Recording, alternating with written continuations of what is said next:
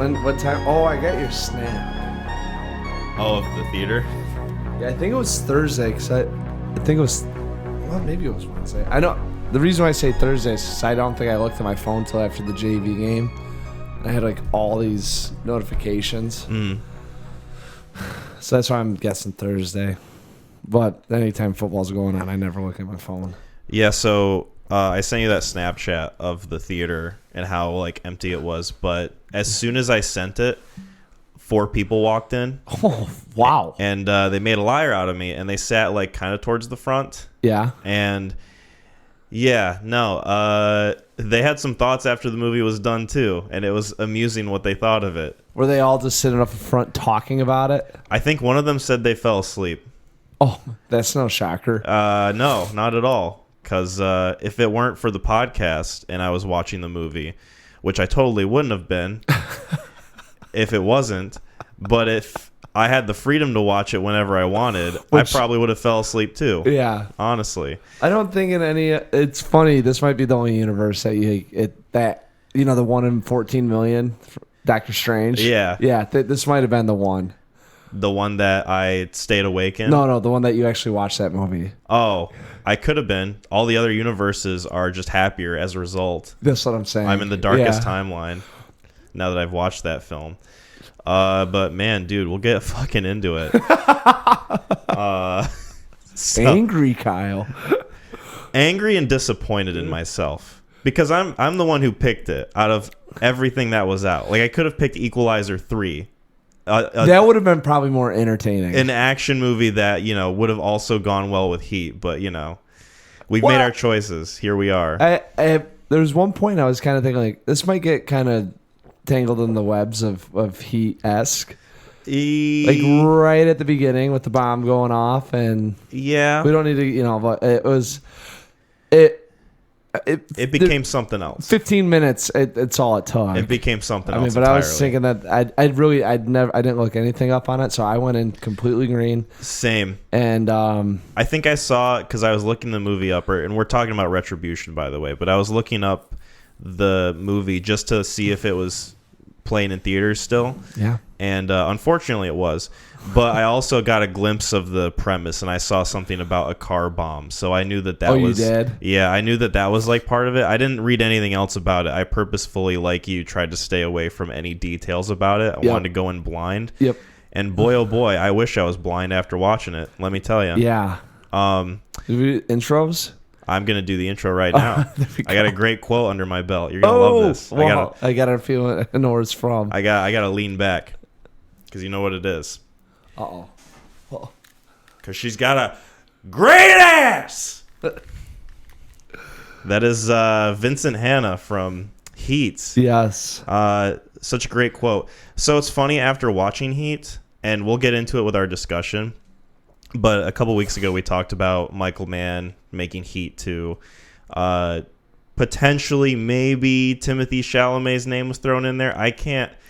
Really, after watching this movie, I can't picture him playing that character at all. That's why I said you have to see it. Yeah. I was like, you were right. You were 100% on the money. Yeah. Because there's no way in hell he could pull it off. Hell no. I don't think Timothy has the range to do that. He's a pretty boy. He doesn't have the vocality and the energy that Pacino had in this film. Menacing. At points menacing. He's never menacing. Menacing and fucking manic is what is what he portrayed in this movie. And I wanted to ask you, okay, since I don't really have much in the way of news, and there's nothing up with the SAG or anything like that. The only thing I can think of right now that I've read about is, I guess, the Drew Barrymore show reached some kind of negotiating deal to where they can go back on television making new episodes without writers. And the Drew Barrymore show? Yeah, it's like a daytime talk show that Drew Barrymore has. The only reason I've come across it is because they would play it sometimes at Sam's Club. They'd play it in the break room sometimes when I'd work, and it would be during COVID, so it was only over Zoom, really. She'd be talking to, like, other celebrities or some shit. But anyway, it's kind of like the Ellen Show, except somehow even more lame. And I guess she's continuing it without writers, and she reached some deal, and obviously a bunch of WGA people are pissed off at her because... It's like you're not really showing any support for our cause here if you're if you're continuing the show, you know, especially not having writers be a part of it. Yeah, in all fairness, I think me, along with probably 95% of the world, don't know that Drew Barrymore has a show. So I don't know how also correct. Impactful that is. Yeah. I'm part of the slim minority that exists. It's just funny because I was at Sam's Club during COVID too, and I don't remember. But I guess it depends when you take a break. I was going to say, you often worked the closing shift too. So you would come in at 1 o'clock. Yeah. Whereas I was still in the like kind of partial morning, partial closing. So I would come across it sometimes. Right. Yeah. They'd play it during like, I don't know, fucking 11 o'clock a.m. or some shit. Yeah. Right around the time I took my lunch. I always caught it on my lunchtime. And just stared at it, wondering why. I would not stare at it because I would just look at my phone because that's what I'd rather be looking at. But yeah, every time I looked up, it would always be a rerun, and it would always be like a Zoom call that she would have with another celebrity or like some obscure person. Yeah, yeah. So I know how those shows work. I just can't believe she's doing one. Like I feel like you gotta not stoop really low. But maybe you get syndicated or some kickbacks on. I don't know. I don't know, man. I feel like they probably just gave her a talk show just because they needed a slot, and she's someone who's famous, so they were like, let's just give it to her. Yeah, yeah. Also, it was weird too because a lot of those times it was over Zoom, it was really stilted, and it didn't have like any sort of audience feedback. Yes. And on those Zoom calls, they're oftentimes pretty delayed. So you'd get Drew Barrymore saying something like, so I heard you were on this show and your cast member was a really wacky guy, huh? Yeah, that's right, Drew. Yeah. Like it'd be so fucking awkward and weird. Yes. I don't know. It just didn't work at all. But that's the only thing I know about the writer strike going on right now. We were talking about movies, me and the coach and staff. And someone brought up the WGA, SGA. Oh yeah, the SAG-AFTRA stuff. All that. All the acronyms. Yeah, and it was like, oh yeah, they're on, and I'm like, oh yeah, they are on strike. And then, we probably will start seeing some really bad movies coming out in 6 months, or a lot of re-releases. Or recently, we'll just see bad movies now. Yeah. Speaking of which, and I wanted to ask you, which movie did you want to talk about first? I don't know. There's one in there I'd rather not talk about. Do you want to get it out of the way then? Sure. Right. It's the newer one. This is our clickbait. Yeah, this is our this is where our views might come in, maybe. Although I feel like the box office for Retribution, which is what we're going to talk about, will maybe not reflect viewership coming in for our podcast if we talk about this. But sure, let's talk about Retribution first. Let's get this out of the way. So this is Liam Neeson's latest magnum opus. Very great. Directed by Nimrod Antal. Nimrod. Fitting name. Yes. And of course is starring Liam Neeson, and Matthew Modine's in it, and those are the only two people you're really going to know. Yep. And Liam Neeson plays like this like stockbroker, like financial guy. He's a hedge fund. He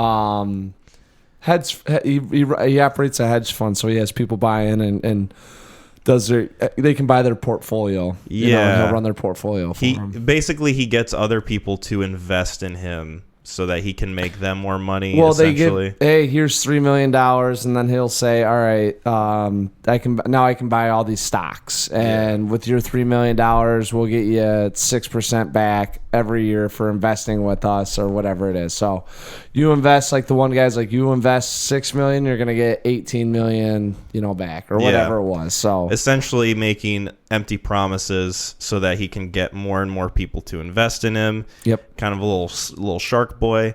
What he's doing isn't technically illegal, but it's kind of a shady boy.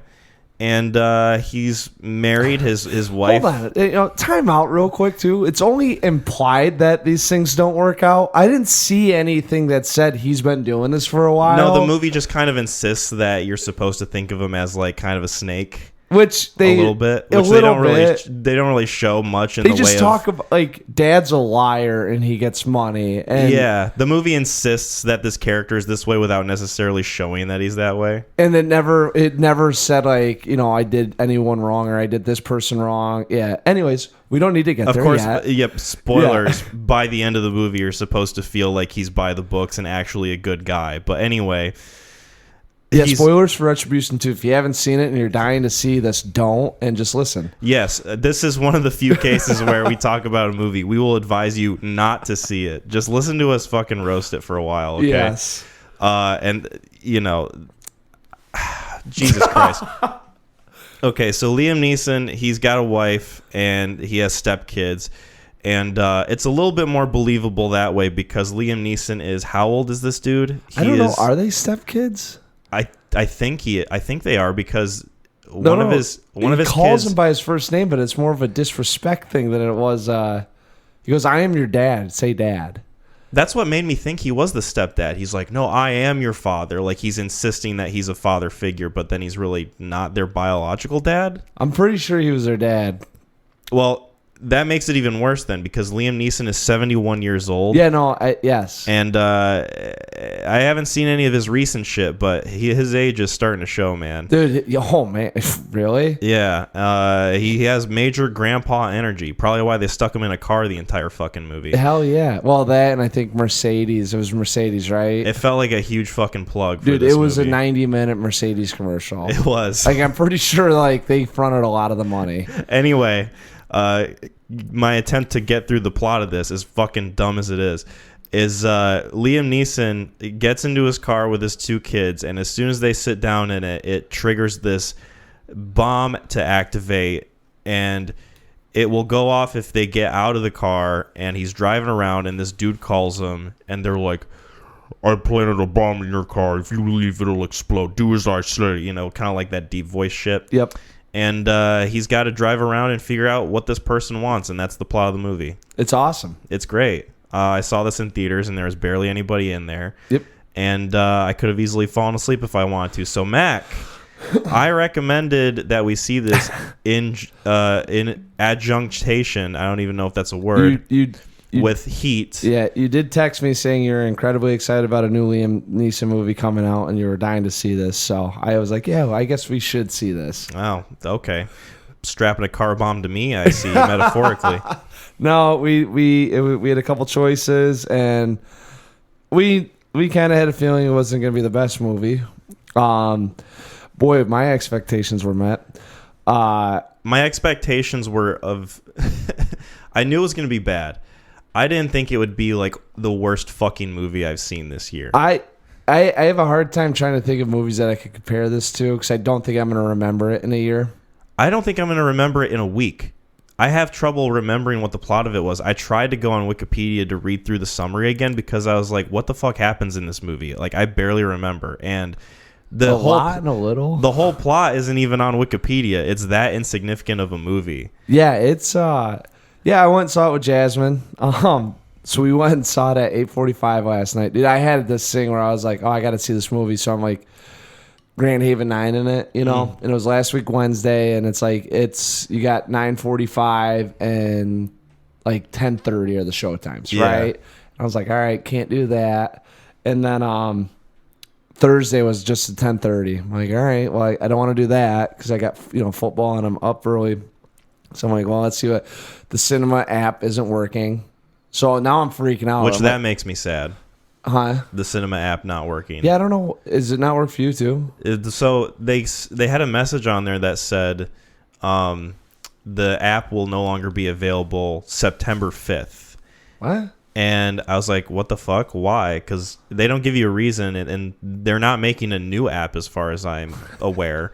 They just want you to do it through the browser, I guess, which is it's like way less convenient than just having the app. Yeah, it's awful. It's terrible. Like if they were making a new app, I would understand it, but they don't have anything, as far as I'm aware, planned. I don't know. Maybe they're waiting for us to hop in with them. They just hate convenience, I guess. Yeah. They want less people to go to their theater, but yeah. So, anyways, I was like, all right, well, hey, it's on at 8:45 on Sunday. That's the best time we can do it.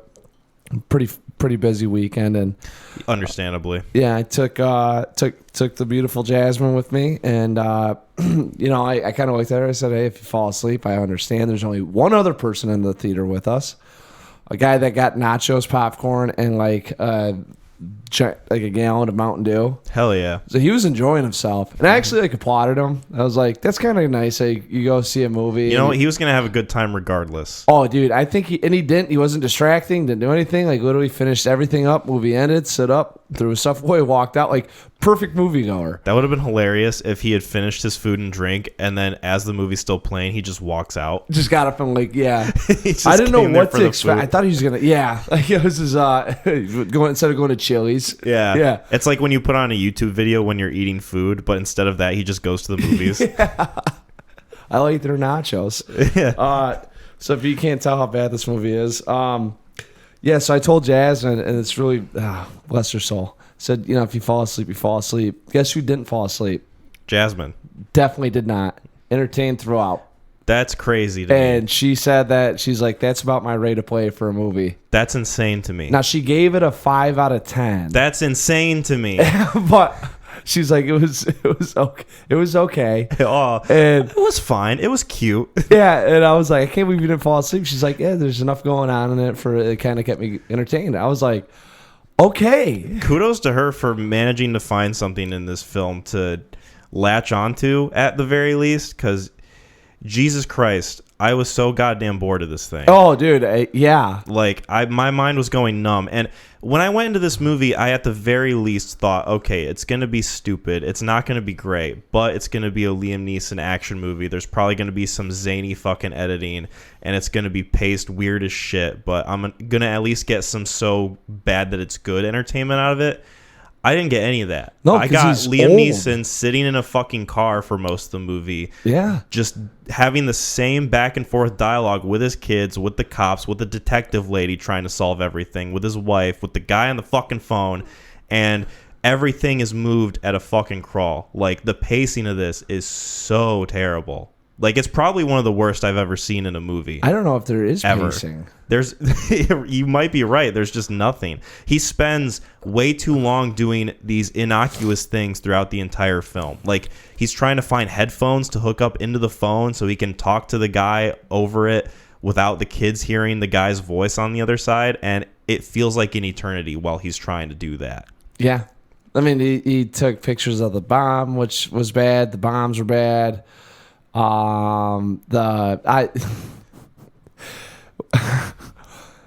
Yeah. So, like, I can't even fucking like. I just had a flood of thoughts of. you look like I could see the cogs in Oh my! your Like head I'm just slowing down. Like the movie starts out with the guy making the bomb, and it's like, I wonder what this is, because I didn't know it was about bombs. I'm like, oh, it's some sort of, maybe it's like an industrial tone or a technological tone, or, you know, humans are starting, like Terminator, you know, we're starting to turn into machines. Like, way too sophisticated that anyone should ever give this thing, you know. Yeah, you gave it way too much credit there. I had no idea. I was just like, oh, and then all of a sudden it's just like, I knew it was bad when the very first scene is there's a guy who's in the middle of like a highway and there's no one around him. It's 2 lanes going, you know, 2 lanes one way, 2 lanes He's other. like in the middle of the road. He's in the median of the 2, like instead of having the barricade, he just parked there. And he's just fucking parked there. He's getting out like he's about to go pick up cereal from the grocery store. Yeah. He's like, oh, I'm gotta get some Captain Crunch, you know? And then boom. His Tesla explodes, which at first I thought, oh, is this movie going to be a critique of Tesla in some way? Like self-driving cars and Elon Musk and AI? No, none of that at all. And then you get Liam and he's punching like this thing, and I'm like, oh, maybe he's like, and Matthew Modine calls him, and it doesn't let you on to who Liam Neeson is with his profession. He says, hey, just make a call to the guy and do that thing you do. Mm-hmm. And I'm like, oh, maybe he's muscle. And he goes in and he's like a shark, you know, and hey, you said you do this. And like, he just, you know, he beats the shit out of the guy with the, you know, because he's punching the bag. He's like a heavy, yeah, you know, no, He's just some normal guy that ignores everyone in his life. A scene like that is supposed to imply that Liam Neeson has some kind of physical prowess and that he's going to have to use it as the movie goes on. Yeah. Especially given that you cast Liam Neeson in an action movie like this. Yeah. And then we just don't get any of that. I think they were a troll. I think this whole movie's a troll. Was that just a middle finger to us as the audience? I bet you Nimrod is an alias, and that guy wanted to just troll everyone and not make anything for the studio that put this on. We're the real Nimrods in this situation. Yeah. There's a Parks and Rec thing where Paul Scheer is a volunteer, like a volunteer guy, and he sets up parks in like low income communities. So he ends up going to Pawnee and sets up a park, and he calls it Kaboom It, you know? Mm-hmm. If you got a problem, you kaboom it, you know? And so at the end of the show, like he got the park in, and whatever happens at the end of the show, they're trying to get in touch with him and Leslie and them want to thank Paul for stepping in and building this town, and they go, it's a fake number, like the number isn't registered with the and so it goes to Paul Scheer, and he's driving away on a boat, and he's like, that's just an alias I use, it's a front. I make these elaborate jokes where I go into low income towns and set up parks and stuff like that for people that can't afford it. My next job is going to go into China and build a hospital. And it's like, that's my elaborate prank. That's what I think Nimrod did to us. Like elaborate, just make a really shitty movie and get people to go and watch it. I feel it.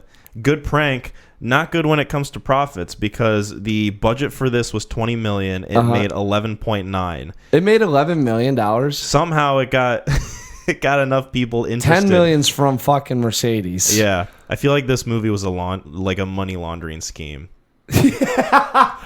I'm in the same boat. Like, I got done with it, I was like, something's not right. This was meant to do, like, is this Mercedes like, oh, instead of doing like one product placement, let's just have the car the whole time, and this will be Liam Neeson driving a Mercedes, and now we'll launch all these commercials with him in it. Like, I'm like, something's not right with this. Yeah, like, is the movie supposed to symbolize the director pulling one over the production company's heads so that they invest in the movie, so that he gets all the money, and that who cares if it fails? I still get fucking rich, baby. He had to have known someone like the CEO of one of these car companies and was like, just produce it, front the money, I'll put your car in it the whole time, it's a win-win, I direct and you get your car in the film. Yeah, because they couldn't have flashed the Mercedes logo enough in this fucking movie. Dude, it's like half the time it's like the camera's driving right behind it with like on the motorcycle, and it's just the front of the car with Liam Neeson going on and on about God knows what. Yeah. He was so fucking old in this thing. I felt bad for him.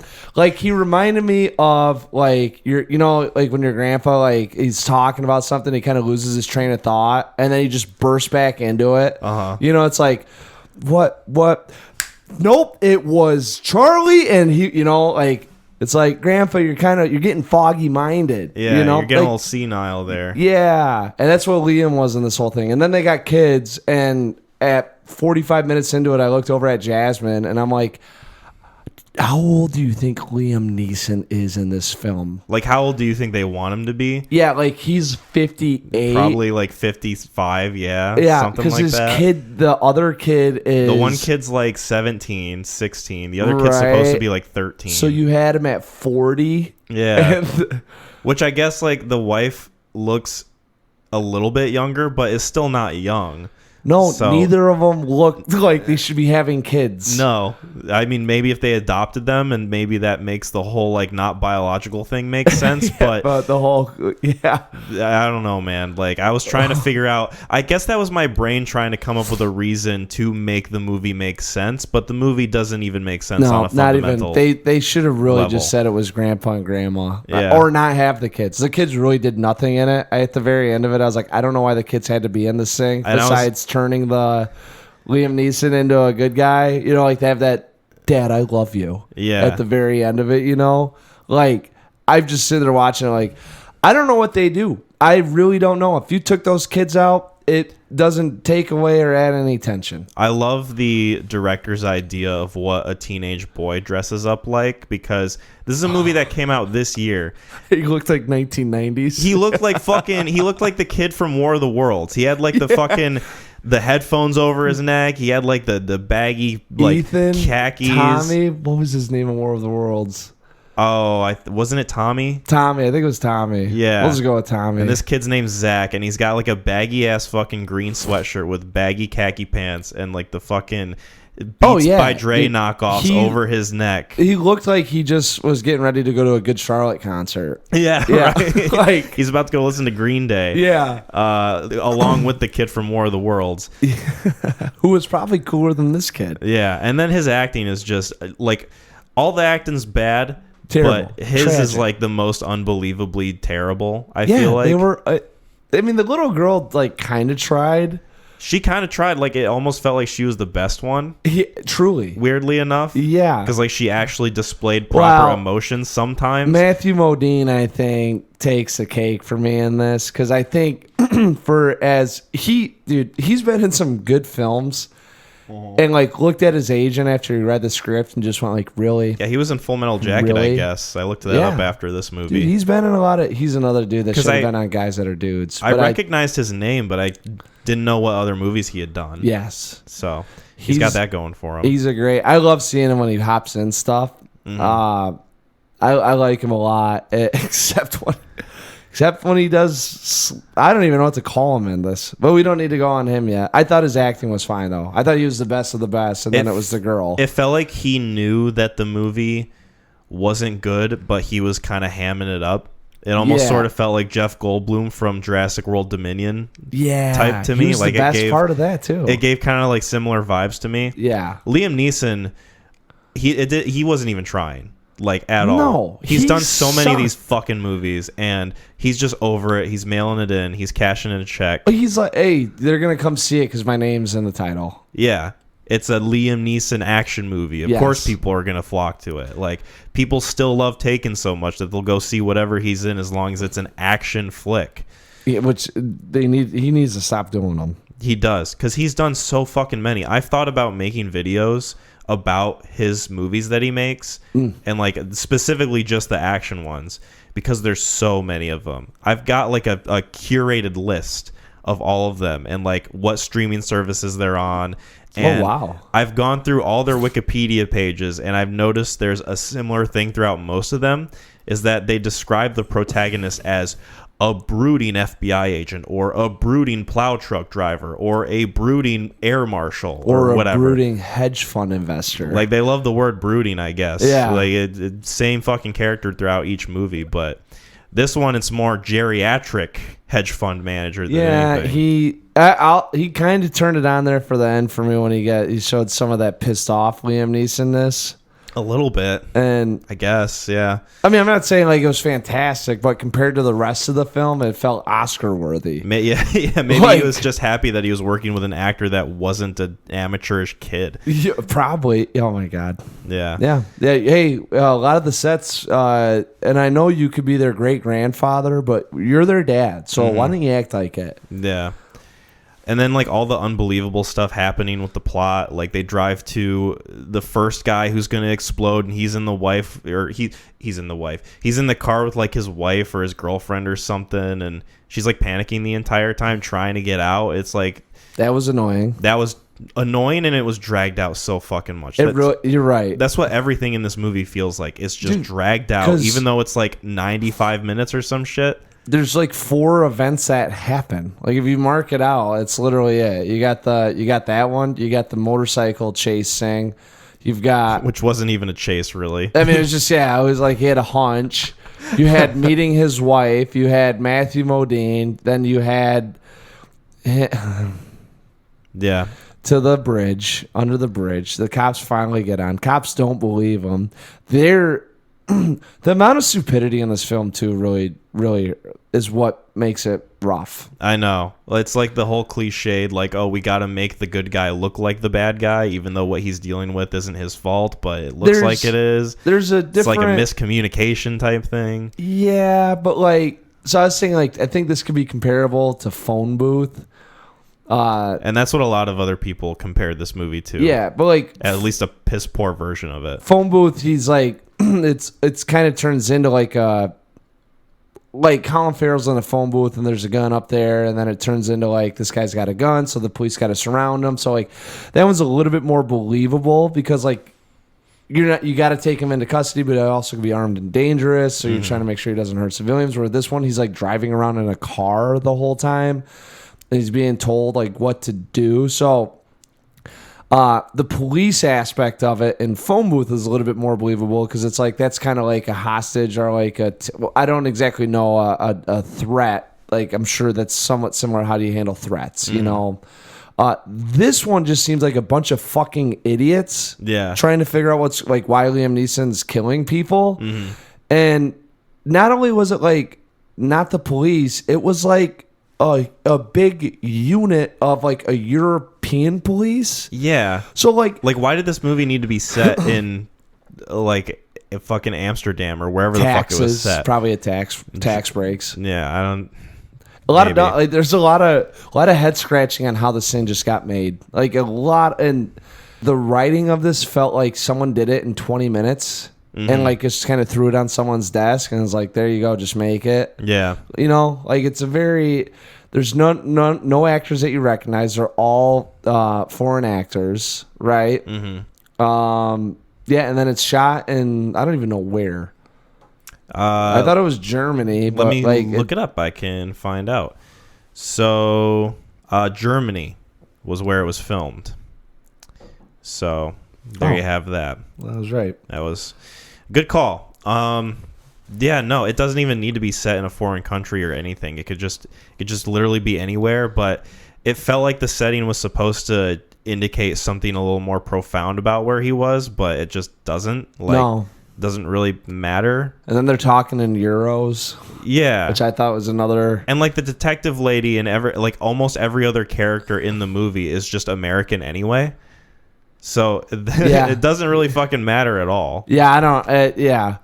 I don't know. And then this movie was I know you got a bomb in your car, sir, but I also don't trust that you didn't kill all these people. Right. Like, that's the one that I'm like, okay, so I'm just going to drive around with a gun to my head and assassinate everyone else until you, leave me alone? Yeah. Like, I can't get up, and if I could, like, I'd ask you guys just to go away so I could deactivate it. Like, a lot of the lines of reasoning in this film are so fucking skewed. Yeah.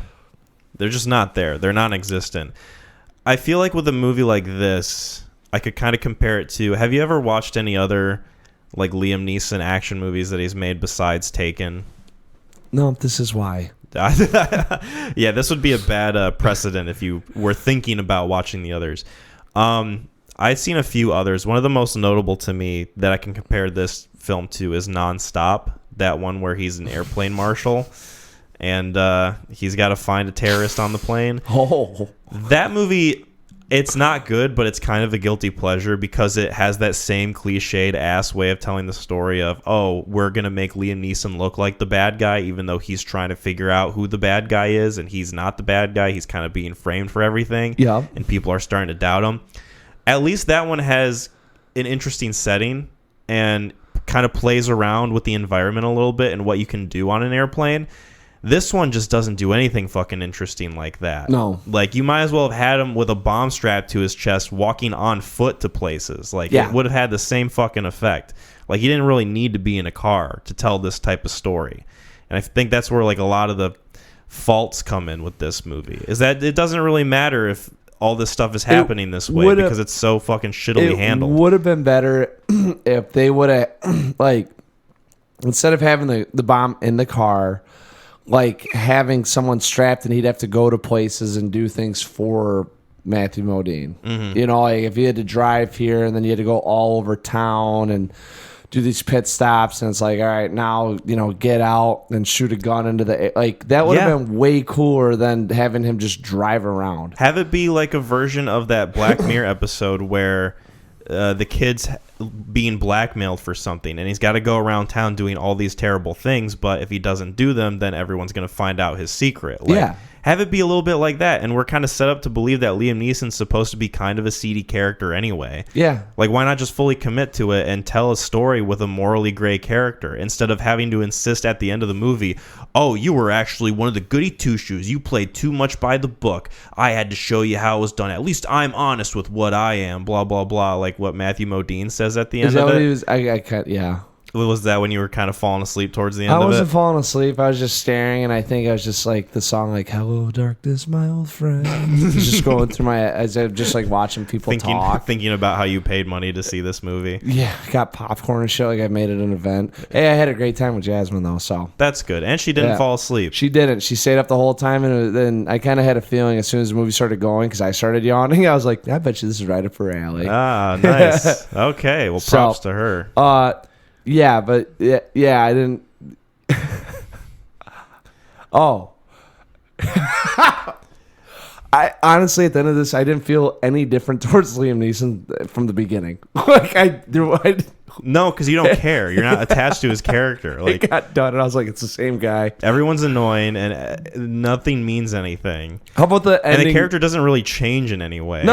No, we don't discover anything new about him. What the fuck is up with the weird... Like, I feel like this movie almost kind of has a half-assed message of, like, oh, you have to unplug every once in a while. Like, I think the detective lady says to him, feels nice to unplug now, doesn't it? Like, kind of, like, wink and nudge to the camera, like, hey, maybe you shouldn't be on your phone 24/7, like, blah, blah, blah. And that kind of... I don't know, that makes a little bit of sense with the way they had his character in the beginning, not listening to his wife as he's staring at his phone. Or whatever the fuck. Like, they have some half-ass attempt at a message, I guess, or something. Kyle, you're thinking so hard on this. I mean, you got to pull something, right? If I don't think hard enough at all, my brain's going to collapse in on itself. Yeah. And this will all be for nothing. It could be. I don't know. Like I'm just thinking about like Matthew Modine spilled the beans and said he's the one that did it, and I was like, I didn't pay attention to that. So now I'm like, oh, I was supposed to think that Liam Neeson was better, but I also didn't think he was bad from the beginning, and they didn't do a good enough job to make me believe that he was bad. Yeah. So I was just pretty much lukewarm the whole time on him. So when I found out he wasn't bad, I was like, I know he's not bad. Like if I was thinking about this as the movie was going along before they reveal that it's Matthew Modine the entire time. I was thinking about how fucking neat it would have been. Maybe not like, make the movie great or anything, but I would have respected it a little bit more had it committed to Liam Neeson actually being a piece of shit and like doing all this stuff where like he's kind of tricking the audience into thinking that he's better than he is. But then at the end, you find out that it's Matthew Modine the entire time, and it's supposed to be like this big reveal, like this twist ending, like, oh, it was him the entire time, and we thought he was dead. And it's like, oh, the only thing I thought was that's just fucking dumb. Yeah. I thought it was the bomb guy. I was like, well, Modine killed himself. It must be this bomb guy that's in here. And I was trying to like figure out, because I'm like, I don't even know if I care. It's got to be like some character that's been introduced already, and I honestly didn't give a shit. And that's pretty much the summary of our thoughts of this film. I mean, there's not much else to say because there's not much else to all we could do is roast it. It's so Matthew Modine. And we're doing a public service to tell you not to watch it. Just listen to our conversation. I wish I could feel even more pissed off about. I think my most pissed off moment was the ending. When they're dangling out of the car. Well, so okay, like I've got an idea. I've got Matthew. Okay, Modine hops in the car. Mm-hmm. He's got the bomb. He goes, "I'll kill us both." Obviously, it's like you're not gonna do that, dude, because you want $218 million. So it's either 218 or you're like kill yourself. Like that doesn't seem like that's your kind of life course right now. Yeah, Liam Neeson knows that he wants the money and won't kill him. So he like starts speeding off. Modine's like, you got to stop the car, man, or else I'm going to do it. And Liam, and then instead of like doing something creative, he literally just runs it into a lamppost and like they skirt over the edge of this bridge. And I'm like, how fucking dumb is that? Yeah. Like, that's your best idea? What if you got launched? It felt like this movie watched Collateral, saw that scene where he, like, jumps the car, kind of. Oh. And, like, turns it on its side and decides, oh, let's do that, but let's do that in like 5 fucking minutes. And you'll stay on your seat with the pressurized sensor. Yeah. Yeah. And we'll have it conveniently dangling over the water Just so you can like end. fall out and Yeah. let the car explode, killing the bad guy, but you'll be fine. Yeah. And you'll then be okay. The detective will give you a nod, like you did the right thing. You're all good in our books. Yep. And then the last scene that we'll ever see of you is you wet as fuck, like looking back, looking old as shit like you do, and then the credits will roll. No, there's a montage. There was a montage. That's why I got so pissed off. Literally, this movie ended. I said, "Fuck this." Was there? I might have left too soon to find out. Yeah, you did, because he literally staring, does like the thing with his hair, and then he turns around. He looks up at the detective. The detective looks back, kind of goes like that, and it goes back to him, and he goes like that, and then it shows his son, his daughter, and then his wife, all like 2-second images. Mm-hmm. Just. And then he like kind of turns back, looks down, starts walking, and the movie ends. And I'm like, Nimrod was like, I'm tired. I don't want to film anymore. Let's just wrap it up. Yeah. We'll just put in pictures later. We're It's fine. good. Just have him kind of reflect on his life. We'll just tell the audience that everyone's okay. They'll like that, right? Yeah. It's like the equivalent of what China does with certain movies, where they cut to black before the actual ending and they go, these characters were apprehended by the police authorities after the events of this movie. And then the really? credits roll. Yeah, they've done that for certain movies. Yeah. It wasn't quite like that. I don't know what the hell this one.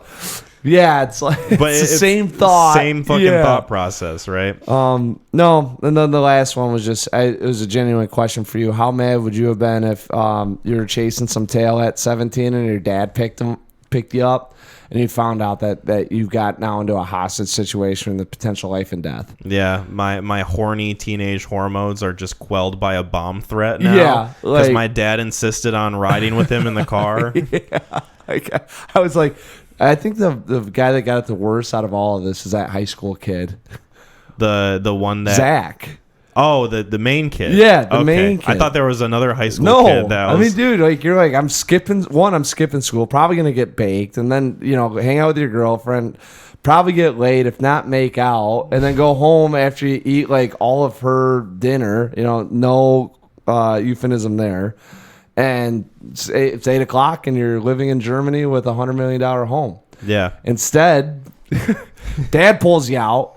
Don't get to smoke your roach. Grandpa Dad tells me I have to ride with him to school. Yeah. Girlfriend, you have to let her down. And then all of a sudden you get this message that there's a bomb in the car and you can't get out. And then suddenly by the end of it, you won't want to leave your dad because you see how courageous he is. Yeah. By doing absolutely nothing. It's okay, Dad. I love you now, even though I was a piece of shit to you earlier. Yeah, and I'm not leaving your side. Now I will say I kind of bought in maybe to a little bit of it. I was trying to like make that stretch, but anyways, that's Retribution. As that stretch being the runtime of this movie, despite how short it is, air quotes. 90 minutes, right? Yeah, it felt like 150. It felt like how long Heat was. Heat felt shorter than this movie. That's a good sign. Because I actually fucking enjoyed Heat. Spoilers for my thoughts, maybe? I don't know. But we can fucking wrap this up. Yeah, wrap it up. Yeah, 1 out of 10. Fucking sucks dick. Yeah, I'll go... Yeah, I think I'm going to go with a 2 out of 10. That is the lowest score I think you've given any movie. This could be a 1 out of 10 for me. Ooh. I mean, I'm going to do 1 out of 10. I'm just doing it because I won't remember this movie in 6 months. I won't remember it in 1 month. Moonfall had more moments. Moonfall at least had some funny bad scenes in it. Just bad, right? Just bad. But they went for stuff, and it was like it. For as bad as it was, I think I remember. They at least swung the bat. This movie didn't even remember step any up of to the the plate. dialogue. Like you're right, it repeated itself every 5 minutes. The only thing I'm gonna ever remember is you need to do this to get me and get me my money, or else I'm gonna kill you. And it just turned into like, no, you won't, because now I have the code. And it's like, yeah. The only thing I'm gonna remember is the ham-fisted like unplugging message that the detective lady says. Feels nice to unplug now, doesn't it? Wink, wink, nudge, nudge. Audience goers, that's for you to put your phones down every once in a while and spend time with your family. Is that really like you? I feel like that's kind of what they half-assed went for. And I say half-assed because it felt like they barely even did that. Obviously, there's a family aspect in this thing. So, but 71-year-old Liam Neeson isn't gonna drive home the point for me. No, that is wow. That was like a critic diss right there. Liam Neeson's not gonna drive the point home for me. Wow, I'm proud of you. Thank you. That was great. You. Totally intentional too. So combined score of 2 out of 10 between the both of us. 1 out of 10 for you, 1 out of 10 for me. Yeah, that movie sucked. Yeah. Jasmine gave it a 5 out of 10. Terrible. You know, not you, Jasmine. No, you're not terrible. In fact, we commend you for seeing the good in this pile of shit. Yeah. Yes. Yeah. No, we don't need to talk about Retribution anymore. No, what we need to talk about is Heat. Yes. Oh, I'm so excited to talk about this. I know you are. And I almost thought about having us talking about this first because I know how much you love this movie, and I feel like there is quite a bit to say about it. This movie is it's like slowly climbing into my like kind of theoretical movie verse, you know, where it's like you start looking at some of the plot lines and start thinking about like where else would this guy have gone, or where did they pull these characters from, or you know, like how much of Michael Mann drew this from like not only real life events but maybe like other movies and wanted to get like a character with a different name, you know, even like movies that he's made. Yes, you could say. Yeah, because I definitely have those thoughts. But yeah, go ahead, take it away. All right, so Heat came out in 1995, starring, directed by Michael Mann, written by Michael Mann, starring Al Pacino as Lieutenant Vincent Hanna, Robert De Niro as Neil McCauley, Val Kilmer as Chris Sherrillis, John Voight, who I like more and more every time I see him in this thing, as Nate, Tom Sizemore as Michael Cerrito, Diane Venora as Justine, Amy Brenneman as Edie, Ashley Judd as Charlene Sherrillis, and then the last one I'm going to say is McKelty Williamson as Drucker. No, I'm not. She was in this thing for a cup of coffee.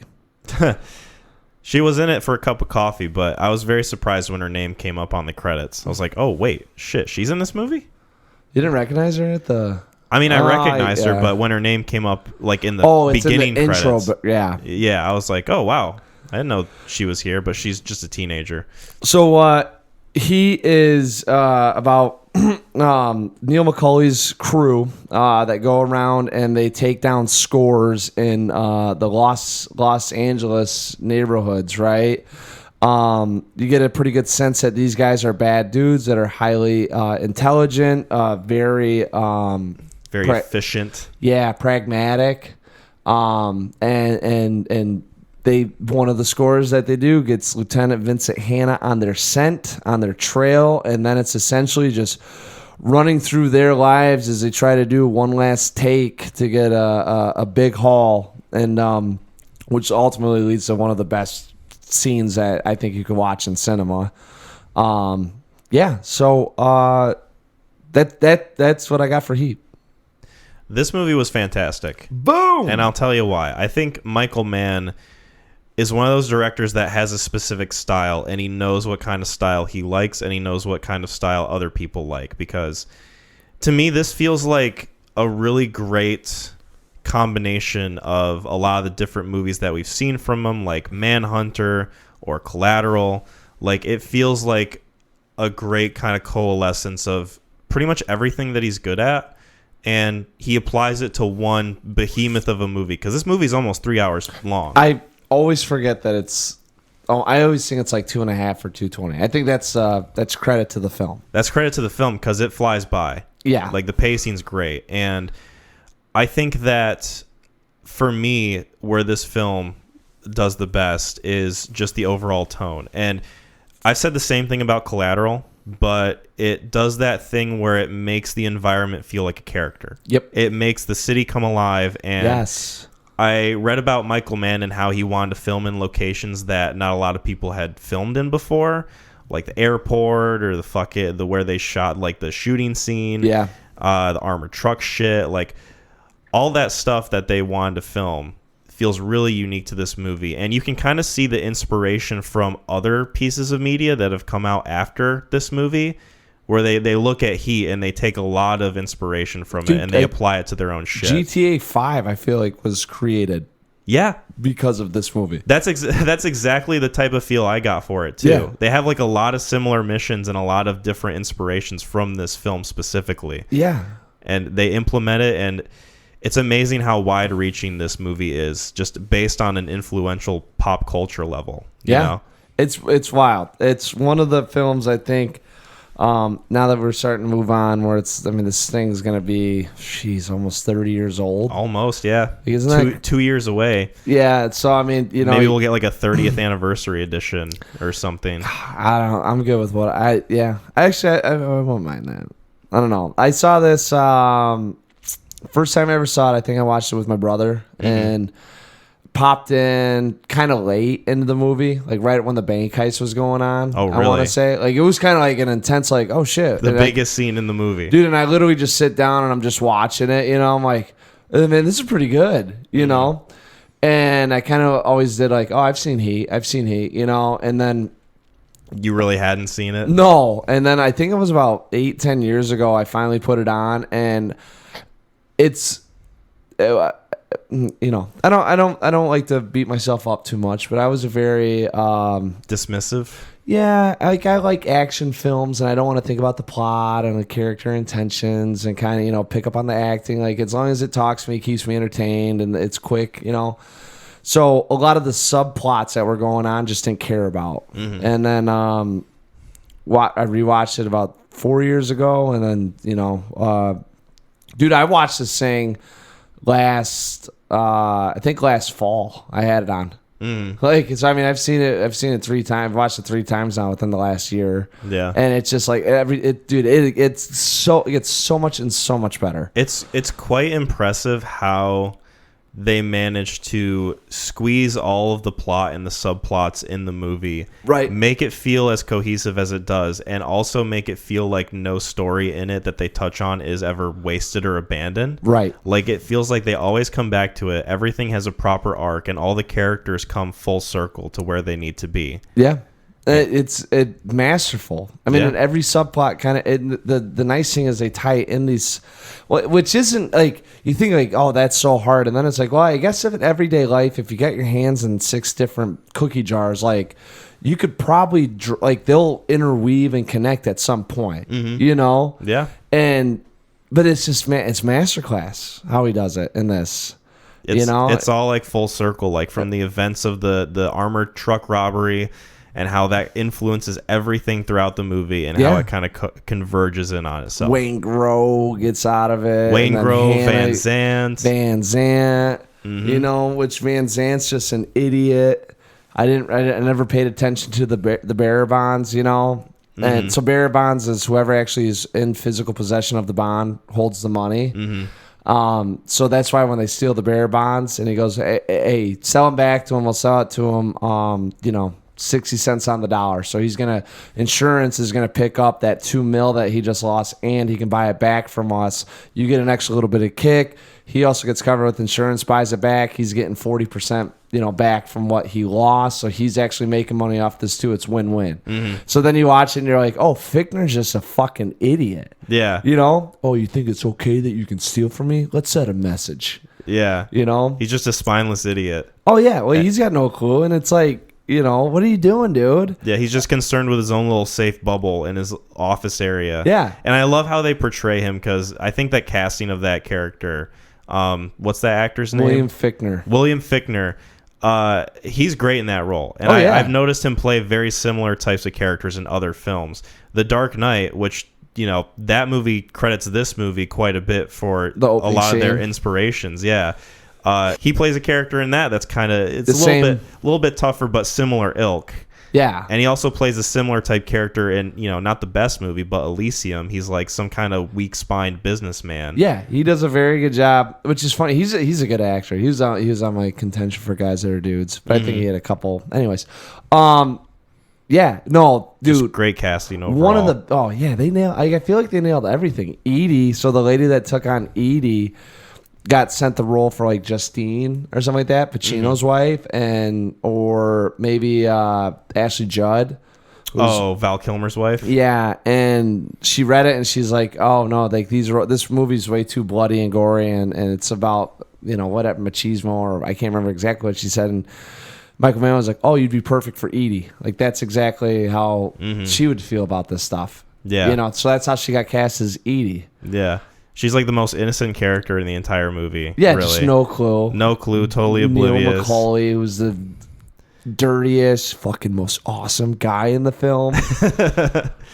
Yeah, it's one of those films where I feel like you could easily watch it and get the wrong message out of it, because the whole mantra of the movie is something that they say throughout it. It's you better be ready to walk out when the heat's coming 30 seconds around the corner, and walk out whatever it is you're involved with. I'm drop what you're doing, walk out in 30 seconds when the heat's around the corner. Yeah, I butchered the fuck out of the phrasing, but my point stands in that I feel like people could watch this movie and get the wrong message out of it. It's like, oh, this is what I need to do to kind of live by. And the movie clearly shows you that is the most flawed way of looking at living your life that you could possibly do. Because these characters they pay for their decisions. And also you see that McCauley doesn't really live by 100% anyway.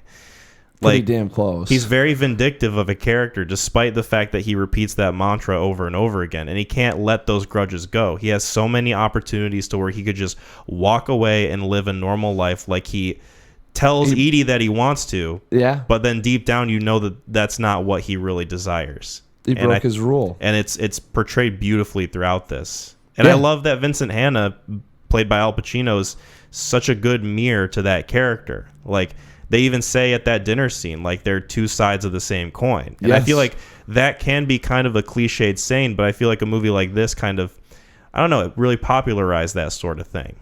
The idea that the bad guy and the good guy kind of meet in the middle at one point. They have an interesting dialogue with each other. And then the next time you see the movie, they're at complete war. And it's like, okay, that's really fucking compelling. I love the way that the storytelling is with this movie and how they treat the characters. It's so interesting to me. And you can see that influence throughout a lot of different pieces of media. Yeah. It's great. Yeah. I love it. Keep going. Yeah. You got more. It's your first time seeing it, Well, I also, kind of switching topics a little bit. Al Pacino. It felt like he was on cocaine this entire fucking movie. Like, I love the way he plays the character. It's so bombastic and energetic. He's yelling the entire time. The way he's driving his car, it's like he's about to slam into everything, and he like pumps the fucking brakes and just comes to a complete screeching halt like anytime he drives a vehicle. It's fucking nuts. Dude, I think he... So did you do any trivia reading or anything on it? I did some reading on this. I did a once over before you came over, and I read that Al Pacino viewed his character being on cocaine the entire time. Well, so that's where I'm like, he talked to Michael Mann, and they both said for a backstory on Hannah, as a young detective, he did coke. Mm-hmm. So I think it was like implied that he was still probably on it or doing some of it. And then at one point with the Hank Azaria thing, when he screams, because she's got a great ass. Mm-hmm. Hank Azaria, it said it was improv. He didn't know Pacino was going to do it, so his whole reaction was like genuine. Well, what I read was, and I don't know if this contradicts at all what you're saying right now, but I read online that Al Pacino had to do so many takes of it where he was delivering the line normally that on like the 33rd or 34th take, he finally screamed it. Yeah. To like get the point across to Michael Mann that like, all right, I'm saying the line how you want me to say it. Really? Yeah. Yeah, I know. Because I'm so fed up with saying this line over and over again. I read up the stuff on IMDb, so like it's kind of hard with movies like this when you go through some of the trivia to know exactly like.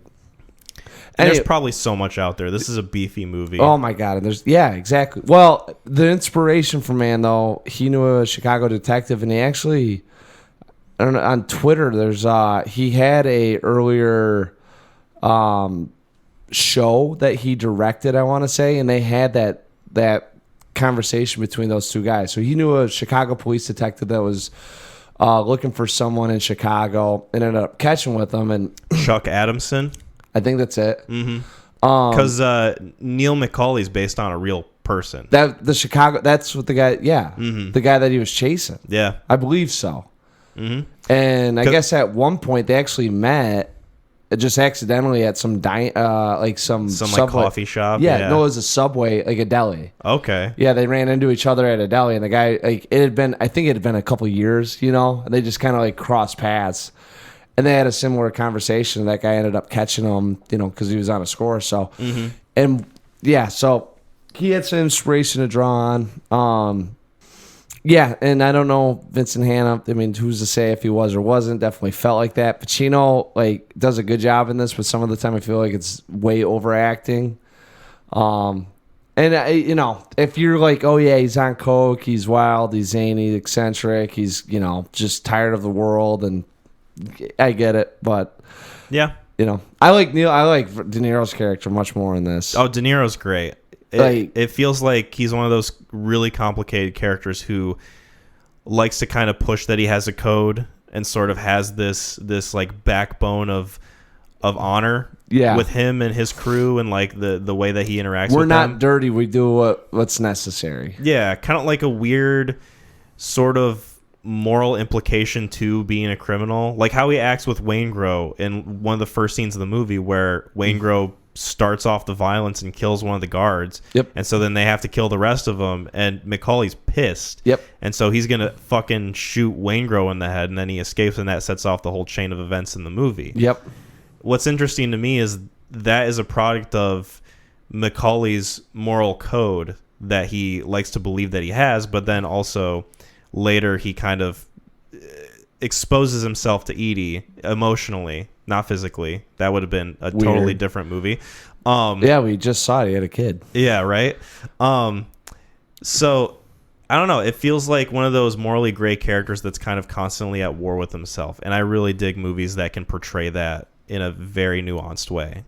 Like I feel this movie does. Yeah, he's kind of like he fits in the cracks of society. What he's doing, he doesn't necessarily. I mean, he knows it's wrong and bad, but he's also saying I'm good at doing this. So it's more of a profession than it is of like some junkie robbing, a 7-Eleven. Mm-hmm. Like what we do is there's fine detail and planning goes into this, and we're very systematic in our approach and. Yeah. And he's got and you're right. I mean, and you can tell he kind of wants to, it's like you can tell he wants to get away from that lifestyle, but at the same token, he's like, I'm not going back to jail. And that without doing what he's doing and always being in a constant state of chaos, he is going to slip. So it's kind of like one of those things where you're like, he can't stop doing what he's doing. He won't be able to live on that beach because if he does, he's going to do something stupid again. And I don't want to say stupid, but And that's kind of how that's mirrored in a way that Al Pacino's character is written, because he's the other side of it, where he's the cop, he's the detective, he's doing what's right, on a legal basis, but when it comes to family and being a good husband and being a good stepfather, he's completely absent, and you get a little bit of an indication of him trying to fix it, but it doesn't even feel like he's being as subtle as De Niro is throughout the movie, where De Niro kind of hints that he wants a normal life, but then his desires kind of get the best of him. With Al Pacino's character, with Vincent Hanna, you can tell that he's just waiting to burst at the seams at any opportunity to catch McCauley and to get back into the action of things. It's you only really see him kind of recede a little bit when they're waiting at the motel room or whatever, and McCauley doesn't show up, and they're like, well, he's gone, pack it in, boys. I think he's to some extent, because I do think that when he had his personal time, that was his time. I think he's genuine with he's worn down because he's I have to stop guys like you, and that's where as much as he'd like to say that he could put it on pause, he can't. No. And but I don't think he was, I don't want to say burst at the seams. I'm because when he was at that dinner party and there, he gets the pager and he's like, gotta go, or when he's at the hospital, it's one of those things where kind of with De Niro of, I don't need to do it. Hey, heat's on us. Let's go away. And then, hey, Waingro's here. And he's like, got to make one more stop. Just can't. And I think it's the same thing with Pacino. He could easily be listen, I'm off. I don't need to answer this. I can wait till tomorrow. And he just can't. Yeah. But I think it's that, like you said, it's a desire and that impulse. The only reason I say that is because I'm thinking of the scene where they're in the hospital after Natalie Portman's character like tries to kill herself, and then he's like waiting there with his wife, and he's like, "Oh no, I'll wait here," and she's like, "No, it's okay, you can go," and he's like, "Are you sure?" And she's like, "Yeah, go for it," and he's like, "Okay," and then like as he's going down the stairs, you can see him kind of like gliding down it, like it's almost like he's excited to catch the bad guys and to do what he needs to do. Maybe, and that's a very it's a compliment to Michael Mann in the way that this thing's shot and how these guys act, because I think there's always a different angle. Well, there's some polarity to this, and it's not a very simple like retribution of knowing where guys sit. Yeah, like it's not like one or the other. Yeah, and that's what I'm saying. Like, there's a lot to take away from some of the character motives and how they operate. Mm-hmm.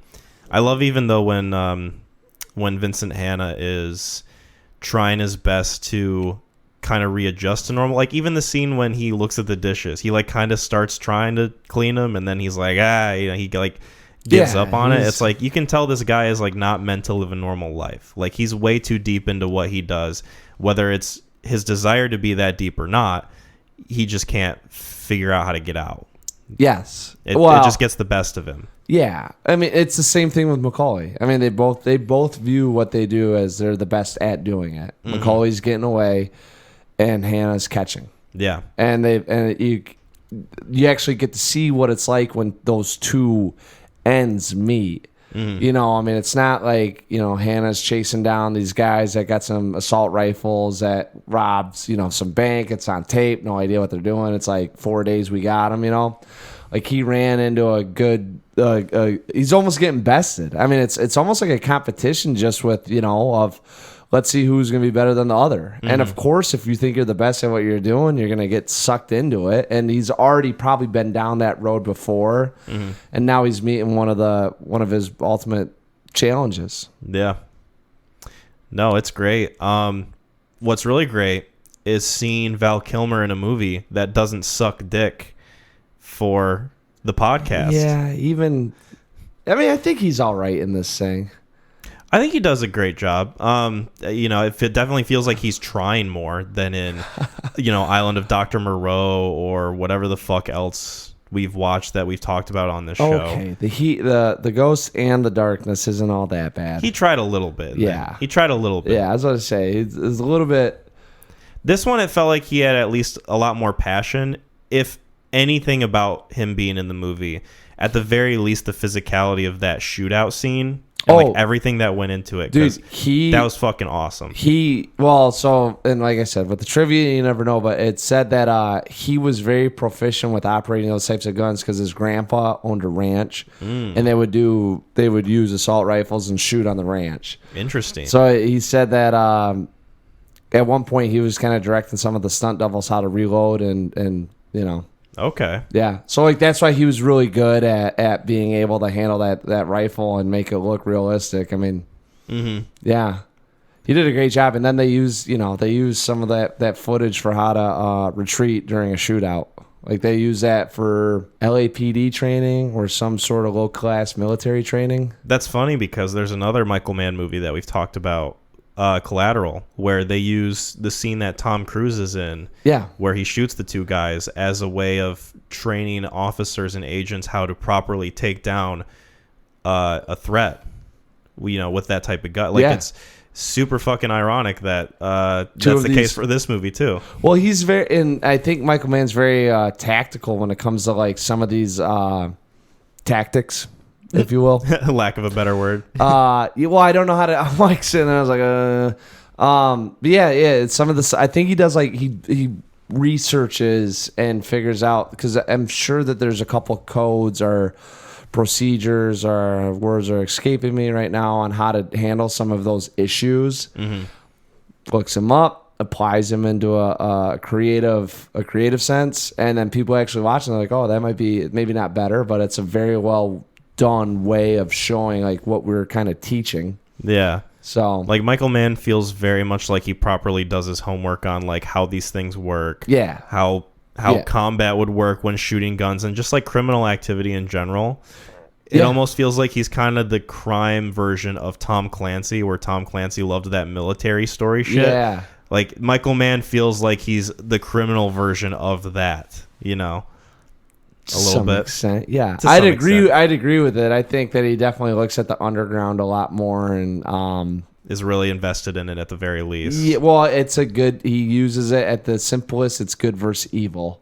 So, you take crime and normally on the other end it's going to be authority. Yeah. And one thing that I like about this movie is that the characters are very morally ambiguous, where you have a very clear idea of who's the criminal and who's the cop, but you understand their perspectives, and each character kind of has their flaws, but they also have their strengths. They have their things that you can kind of agree with and get behind, whereas something like Collateral, it's a lot harder to do that with the character of Vincent, unless you are also like a hardcore nihilist who doesn't give a shit about anyone and lives a life very similar to him.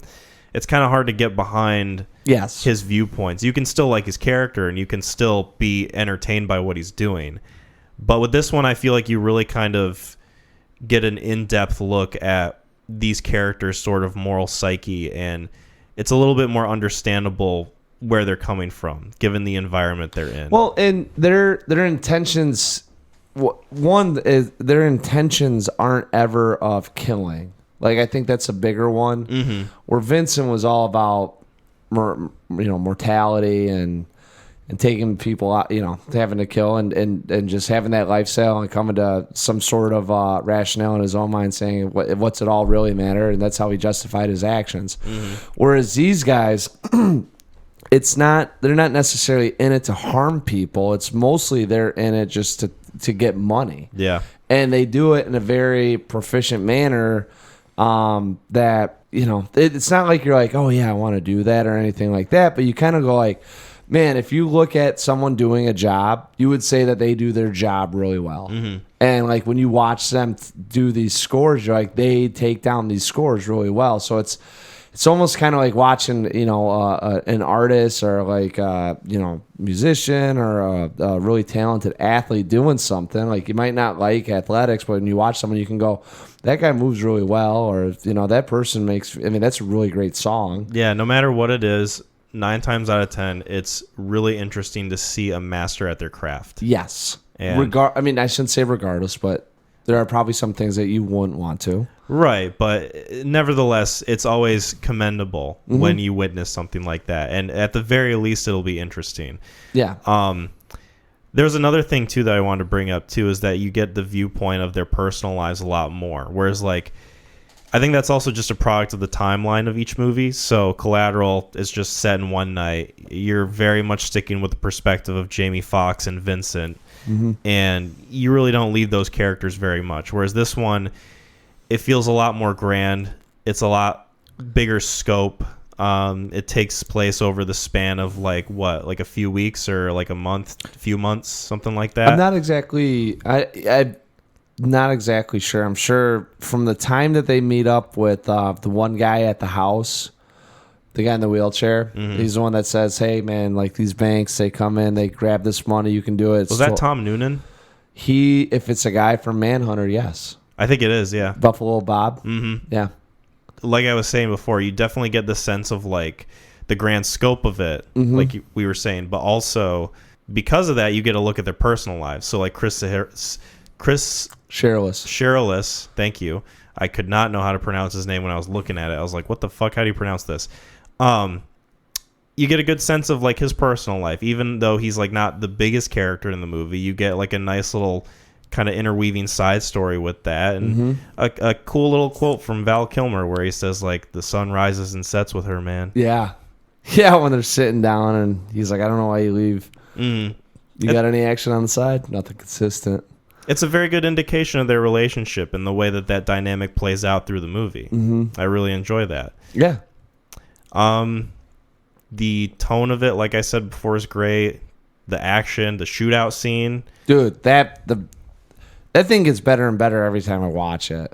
It was so good. And like, what's funny is this was one of those movies where my dad was watching it on TV one day, and I think I walked in on him watching it, and it was the first scene of this movie I had ever watched was, I believe, when they're in the drive-in, after they set up Oh, the trade with yeah. Van With Sant. Yeah, Yeah. and they're like trying to ambush them, but they kind of see it coming. Yeah.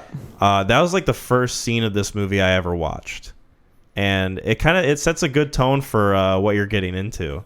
Yeah. And I don't know if there's anything else I can really say about this that I haven't said or that hasn't been said before. I mean, is there anything that comes to your mind that we haven't talked about yet with Heat? Any sort of like trivia or anything? No. Some of the trivia, it's fun to look up. The reason why this has been really on my mind lately is Twitter had the scene. If you guys can go out and find it, I think it's Michael Mann has that diner scene in either a TV show that he did or a very low budget cop film. Mm-hmm. And that was the inspiration was his buddy from Chicago chasing. Nate was centered on, and this is what made it interesting. There was two interesting storylines I was thinking about following. Nate, played by John Voight, set on a real criminal, Eddie Bunker, I believe his name is. Okay. Eddie Bunker was also in Reservoir Dogs. I think and I'm not sure if that's true or not. So, and I don't know if it's like the real Eddie Bunker or if Eddie Bunker was playing Eddie Bunker. Yeah, the character of Joe from Reservoir Dogs playing Eddie Bunker. Like, I'm not exactly sure. Let me look it up. But go ahead, continue. No, and then the other one was De Niro, or not De Niro, but Al Pacino gets out of detective work and turns into Alan Arkin in Little Miss Sunshine. Oh, really? So he goes into dinner, right? Mm-hmm. You remember when he gets back and he goes, why? Because the fucking chicken's not warm. You want me to eat the chicken? I don't even want the fucking chicken. And then in Little Miss Sunshine, what's he doing? He gets in there. Always with the goddamn chicken. Yeah. That's funny. Yeah. So I was like, that'd be kind of a fun one to see, like, all right, how could I piece that back together? But anyways. No, it is Edward Bunker. He plays Mr. Blue in Reservoir Dogs. Oh, really? Yeah. Yeah, he's like, I guess he was Mr. Blue. I wonder what one that was. I don't know. Anyways. Future recommendation, perhaps? Have you not seen Reservoir Dogs? I have seen Reservoir Dogs. Okay. I watched it in college for an English film class. It was actually one of the movies where, so at the beginning of the class, like the first or second day of the semester, we had to write what our favorite movie was. And if our essay was liked enough by the teacher, like she would take the best one and we would watch whatever movie it was that person wrote about. Oh. Do you want to take a guess as to what 2014 Kyle wrote as his favorite movie for that class? What time in 2014? Time? August, September, October? I don't remember the exact time of the year. It was like nearly 10 years ago. Now I'd guess John Wick, but I don't know if John Wick would have been. It was not John Wick. Damn. It would have been had it come out at that point. John Wick, I think, was end of 2014 or early 2015. It was before John Wick came out. Yeah, I know that. Maybe it was more 2013. Requiem for a Dream. No, that would have been better than what I picked. Cloud Atlas? No. I'll give you one more guess. Okay, one more guess. Give me one hint. One hint. It's a comedy. Fuck. A comedy? I know. It's very stink face worthy. Napoleon Dynamite. I wish, man. I picked 22 Jump Street.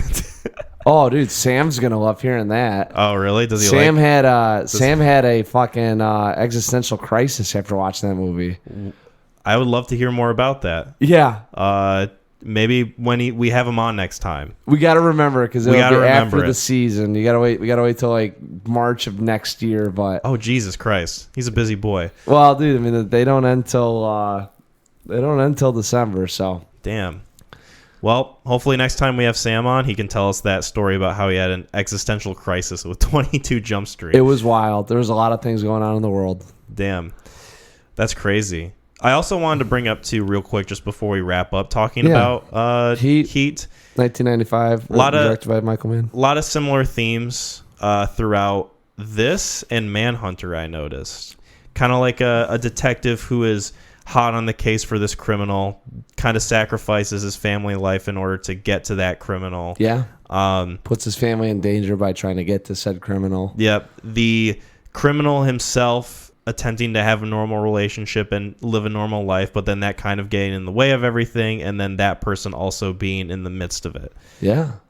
A lot of similar things going on between. I don't know if a lot. That's a pretty good poll, though. And there's enough similarities to there is. No, that's a great poll. I'm not discrediting. Thank you. Yeah, I appreciate it. I feel like this one's like 10 times bigger than like Manhunter, but it is 10 times bigger than Manhunter. In terms of with the detective and the criminal aspect, yeah. Maybe there's common themes in there. Maybe that's why he made Vincent a nihilist, because he was tired of pulling emotionally shallow people that can't connect with anyone and using them as criminals. Yeah. He was like, I'm just going to do someone who's fucking cruel. Yeah. I just don't want them to care about anything. Doesn't look at human beings at all the same way most people do. Yeah. Which is still kind of a weird thing for Michael Mann, just even using that. I love the fact that Danny Trejo's in this movie and he barely does anything. And then when you learn what his name is, Trejo, they just call him Trejo. Yeah. His name in the movie is Gilbert Trejo. Yeah. That's fucking whack as shit. Isn't it? I can't look at that guy and think, oh yeah, his name's Gilbert. It's probably why they stayed away from that part. Probably. They pulled him from San Quentin. He was one of the guys. I think they did like a bunch. They talked to a bunch of people, or Michael Mann wanted to have at least a prisoner on board. Mm-hmm. But I don't think like. I'm also curious. Like you see Danny Trejo, and you kind of wonder like what he did, and you like read as soon as he got out of like prison, like he went and started like busting tables and got into acting. I don't know. I don't want to talk out of my ass, but I'm pretty sure I read it and I was like, oh, like it doesn't. He plays a hard ass in all these things, but he must have just got caught up in the wrong thing. Mm-hmm. Got sent to prison, but I could be way off too. I mean, it could have been in the cartel. Who knows? El Tortuga or whatever he is. Yeah, La Tortuga. La Tortuga. Oh, is it El? I think it's La. Well, La is the feminine version of it. Yeah, so he's a bitch. Hey, you're not wrong. I also wanted to ask you, since I just remembered this right now. Okay. And this is kind of maybe a critique that I have with the film. Whoa. I say maybe because I want to talk about it further and kind of maybe flesh my thoughts out a little bit as we discuss. What did you think of the storyline with the getaway driver and the kind of like side storyline there? So the one issue I had with this thing was literally that, and on the day of the robbery, Trejo can't make it because he's got the guys on him, so they have to pick up a guy, and it happens to be a guy that's at that restaurant. Mm-hmm. Like, it's not like they scoped out this dude. It's not like they were there intentionally in case things were happening. Like, it's very convenient. What do you call it? The ex machina? Or the... Oh, yeah. Deus ex machina? Yeah, like, that's kind of how I felt, was like... God in the machine, like all of a sudden, like, oh, now there's this solution to this problem. That's what I'm saying. Like, hey, the guy's gone. Oh, by the way, guess who's here? Like, they looked over there. It's like, hey, isn't that like Mason from? Remember he's D Block? Like, yeah, I wonder what's going on. He's like, I got an idea. A little contrived. Yeah, a little contrived. And they like attempt to kind of build up to it by showing a few snippets of scenes with him throughout the movie. I do think what they did a good job of, and I wouldn't be shocked if this happened in the real world, is you get these guys that are in the system and people take advantage of them being in the system. Mm-hmm. And I think that's what they kind of used his story for, because I think Michael Mann was doing this not only to like good and evil, but also like human interest stuff of what actually happens in the daily life. Like, I would say the reflection of that is when you get into these shootouts and you see these cops going down that are protecting civilians. Mm-hmm. Like, there's some human interest aspect in this, and they use the cook as that piece for these guys, showing the other side of it, of what it's like when, you know, hey, I'm not going back to prison, but I'm still taking down scores. You get the Neil McCauley crew, right? And then you get this guy that's like, I'm not going back to prison. I'm going to do it straight. Mm-hmm. And then you get to see what his world's like. And you kind of realize, like, oh, shit, like, it's just not good being wrapped up in what you got yourself into. Yeah, and I don't hate the way that they shot that storyline and, like, the way they portrayed those scenes. Mm-hmm. Out of all the other like side stories and different things going on in the movie, though, I feel like that was the least well handled. No, I agree. In I thought incorporating it. Hey, like, oh my God, it's the guy from D Block. Let's get him. Yeah, like it's very shoved in there. It's the whole movie's clean, right? Like everything kind of like makes sense for the most part. It flows well. It circles back into itself real nicely. Yeah, and then you get that one scene, and I'm like, oh well, they got to use Trejo now to get Wangro to like. That was kind of like the reasoning, the leap that they had to take to introduce this character. But I also think he was doing it as like the other aspect of being a criminal, like showing the other side of what it would be like. Yeah, once you get in the system, it's either you go back to doing stuff or you can try to make it straight, and you get a guy that's like, hey, I get 25% of your cut. If you don't give it to me, tell your parole officer you showed up high on cocaine, drunk, and hit me. And it's like, and then you're going back to jail.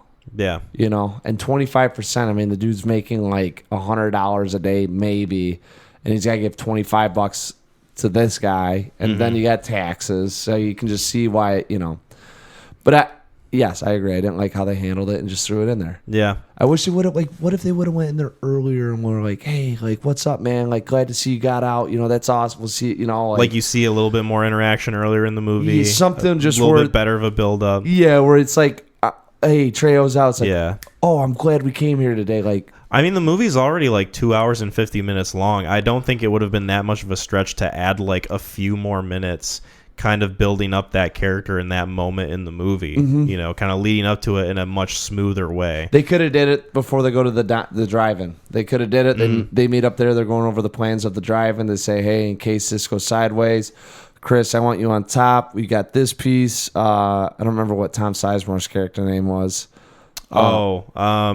Matt? It was... There's so many people in this movie. Michael, you got the car. All right, I want you grabbing this. I'm gonna go in there. I'm gonna drop it. Let me know if there's a. Oh shit! Hey, isn't that Mason? It's like, yeah, D-Block. Like, oh man, like small world, And then like, all right, hey, so let's get up and go. Right, and then something simple. Yeah, and then all of a sudden it's like, oh yeah, no. So now we got it in the head that guy's there, and then when I don't remember if his name was Mason, but whenever his stuff starts coming up, it makes more sense to us because like if you think about it too, he gets introduced in the car, and then he goes in, and the guy's like blah blah blah blah blah, and you're like they don't go back to him really. It's like, hey, who was that guy? Yeah. Or just have them approach him for a job. Like, oh, maybe they need him to do like the drilling job that Val Kilmer does later, but then he turns them down. Yeah, he goes, I'm good, I'm going straight. And then like he's turns them down. He's like, okay, now I'm going to play it straight. And then they approach him a second time. Yep. So now it's even harder for him to say no to it. So then it's a little bit more believable when he just kind of drops everything when he's miserable and goes, yeah, I'll do it. Yeah, exactly. It would have been a lot better. I definitely think that they kind of got straddled into like, how do we get to Wayne Grow back in him? And it's like, well, we got to take out one of the crew members. Yeah. And, Van Zandt and all that. Yeah. All that stuff.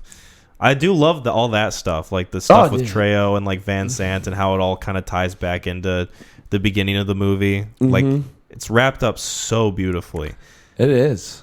It's well, they like it feels kind of like a spider web where they got it webs intertangling and all, but they all lead to the same point. It's well done. It's really well done. It's really well written.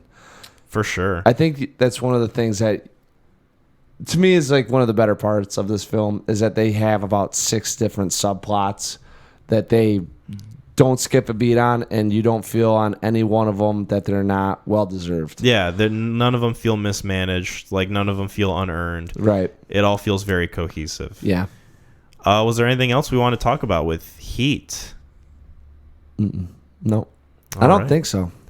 What would you rate this? This is 10 out of 10. This is. I think I had this at a 9 or an 8 before, and then I remember rewatching it and being like, this is just really well done. I mean, and you've gleaned a lot from it. We've talked about with the duality of man. Oh yeah, you can shoe a lot from this movie. Exactly, and I think the more and more you keep watching it, the more and more you'll pick up on. So yeah, 10 out of 10. This is a 9 out of 10 for me. Believe that. Man, super that's fucking awesome. good. Well, I had a feeling like you were gonna like it, but I had a feeling I was going to like it too, just based on Collateral, and I really did enjoy Manhunter. What'd you give that one? 7 out of 10? That was an 8 out of 10. 8 out of 10? Yeah. Actually, looking back, an 8 out of 10 is pretty damn good for the way you rate films. It's enjoyable, and I love the aesthetic of that movie. It feels very dreamlike. Oh, actually, no. My two beefs with this thing probably would be a little bit of the score. He definitely pulls in those dreamy synthetic waves. I kind of like that. Yeah, well, like that. It wasn't. Here's why I didn't is because the green screen in the background of the city. I was gonna say something was, and it's 1995, so there's a little bit of a pass, but because it's so distracting, it pulls me out of the vibe, and that's when the music gets like. I was gonna say something about that, but then I read online that all the shots in this were practical. So then I thought to myself, how the fuck did this look so weird then? Like, it looks so green screeny to me. I think in like the scene with De Niro and Edie on the balcony. That's what I'm talking about. Yeah. Those are like the ones that was like, yeah, it's tragic. I was like, because like I read online, I was like, none of this movie was shot in a studio. I'm like, how the fuck does this look so terrible then? Okay, so what they did was they filmed the city at night, and then they like took De Niro and Edie, and so like they shot them on the backdrop of something, and then they kind of edited them together. So I think like what you're seeing is like them one image plastered onto another. That's fucking it looks so weird. It's I thought to bizarre. myself, like, this is the worst looking part of the movie visually. Like, I don't understand why the rest of the movie is so gorgeous compared to this one fucking scene. And I don't know why they couldn't have like done it and not in like a practical way. They Yeah. could have just shot on location. Get a scene where you see the city at nighttime and shoot that scene in that location. Like, Michael Mann doesn't strike me as someone who would take the lazy way out of doing something. No, that's at least what I read from it, was that he shot it and then he edited it them because he originally had them doing it on a green screen, but he shot it well enough at night or got enough of the city and the shots with the lighting that he liked it more than using the green screen. So I think like I'm telling you, I think they, like Star just, like, Wars spliced together. Exactly. Like that's why it looks so shitty. It's so fucking. That's like the only other real criticism I have with it, without being super nitpicky, is that one scene. It's like, dude, if they did like a 30-year so anniversary weird. And like buffed that up and like kind of airbrush like the the difference in the textures or the tones behind it, like. I would be like, you might have a hard time saying that this is just from 95. Yeah, because I read online, I was like, none of this movie was shot in a studio. Yeah, that's what It was all practical. I'm like, how? Yeah. How is that practical? It looks so bad. Yeah. But now we know. Now I know. I'm a little more in the know now. It was just one it was the one that caught my eye because this is the only part of the movie that I just really don't like, and that's why the music when it comes, it's like. It just totally switches tones and vibes. That scene specifically is kind of ham-fisted. Yes. With the music. It's very insistent on the fact that these characters care about each other and are developing feelings. That's why I didn't. Beat you over the head with it because none of the other movie matches with it. I thought you meant like just the score in general. No. The score's awesome. Because I really love the rest of it. So when I say that, I should say. And I think that might have been the only scene with like some synthetic, like dreamwave, going on. So, I keep saying synthetic, but I don't think that's the word I want. I know what you mean, though. Okay. And I think most of the audience will understand what you mean. No, silly Mac. Silly Mac. Him and Liam could hang out. Yeah, no, great movie. I think that wraps up our discussion on it pretty nicely. Yes, absolutely. If there's nothing else we want to talk about with it. Nope.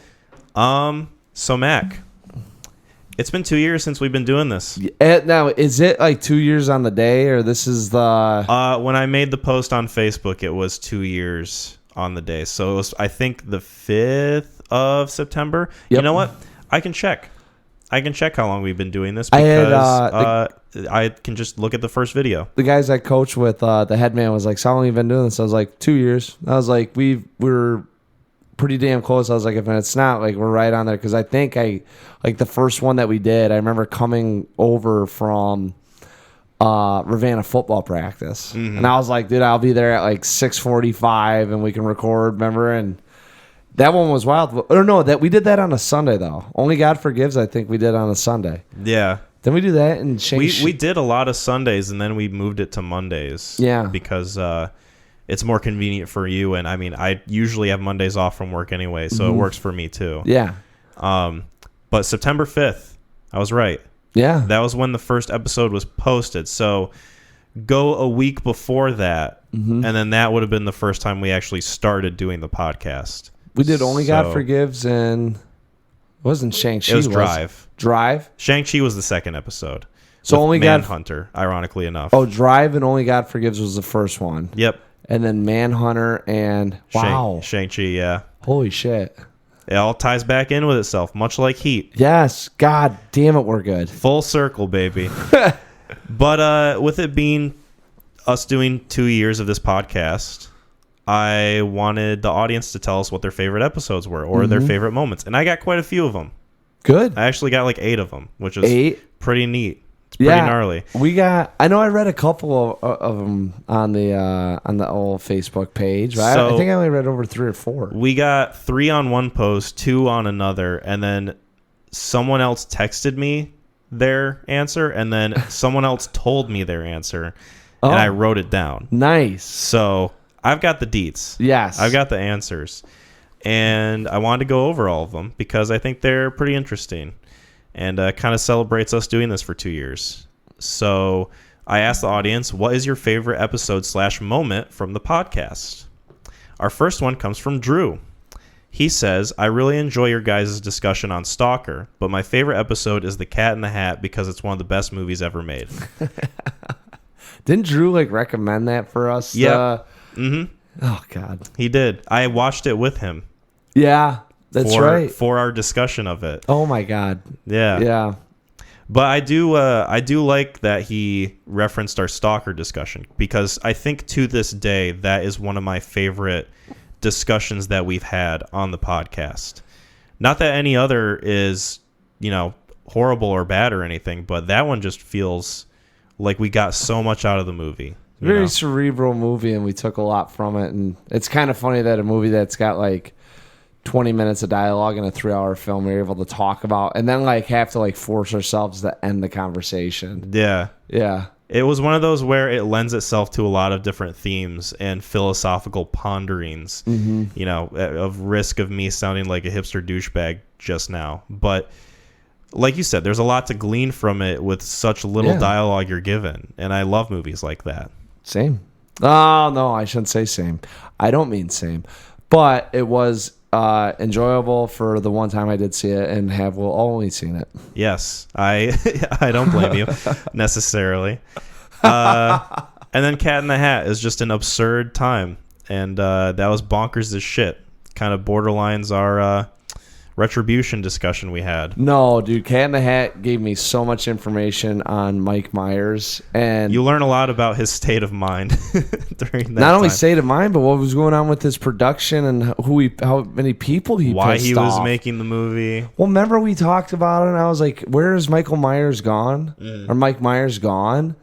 Remember? What's he doing besides the Love Guru? Yeah, that was it. That was his last. And then you go on IMDb, and I remember it got me down the whole wormhole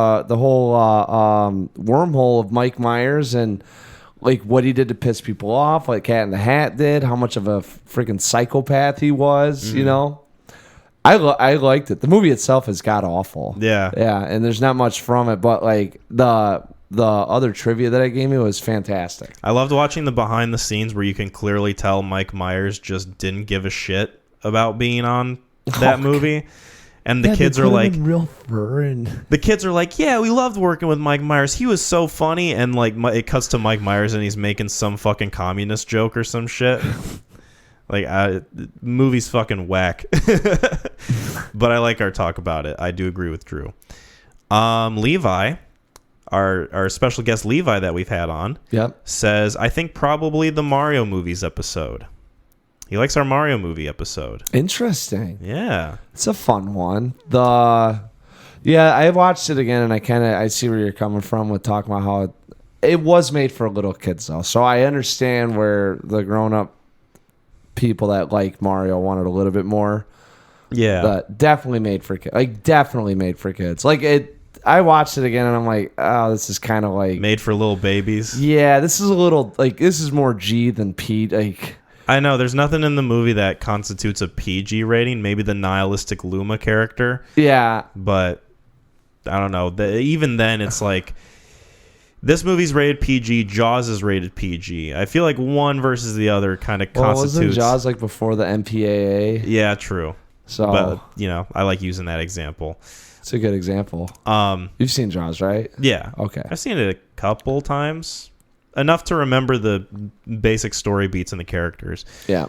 But yeah, our Mario movie discussion. It's funny because I made a, those like kind of bi-weekly, monthly videos I've been doing. Mm-hmm. The one where I talk about the Super Mario Brothers movie, I say in the beginning, like, I'm not going to spend too long about this because we talked about it on the podcast. I think I spend like 10 minutes talking about that movie compared to like the 3 minutes I spend with every other movie in the video. Yeah, your upsetness. It got the better of me. Yeah. It got the best of, but you know, I'm a big Mario boy. It makes a little sense, right?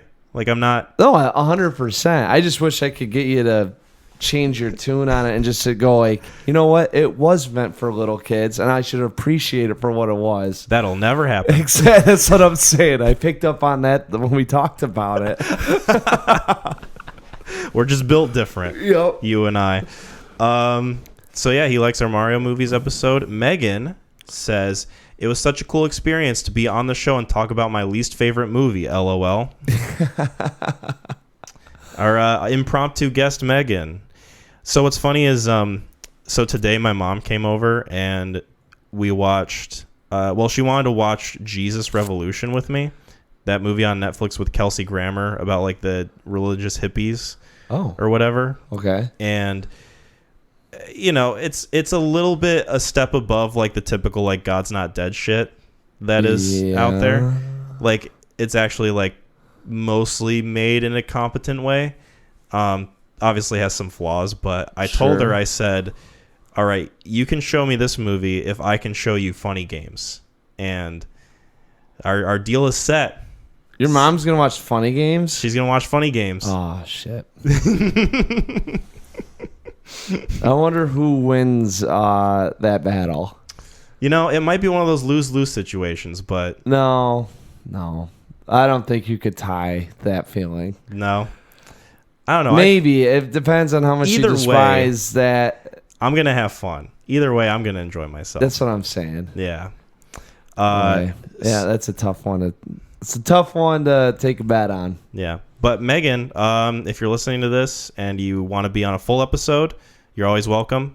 Yeah. And our door is open. Literally, it's open all the time when we record. Yes. Like, the door's unlocked, and I don't check when Max shuts it. So, I mean, anyone can literally just walk in. We're assuming it's shut. We're assuming it's shut.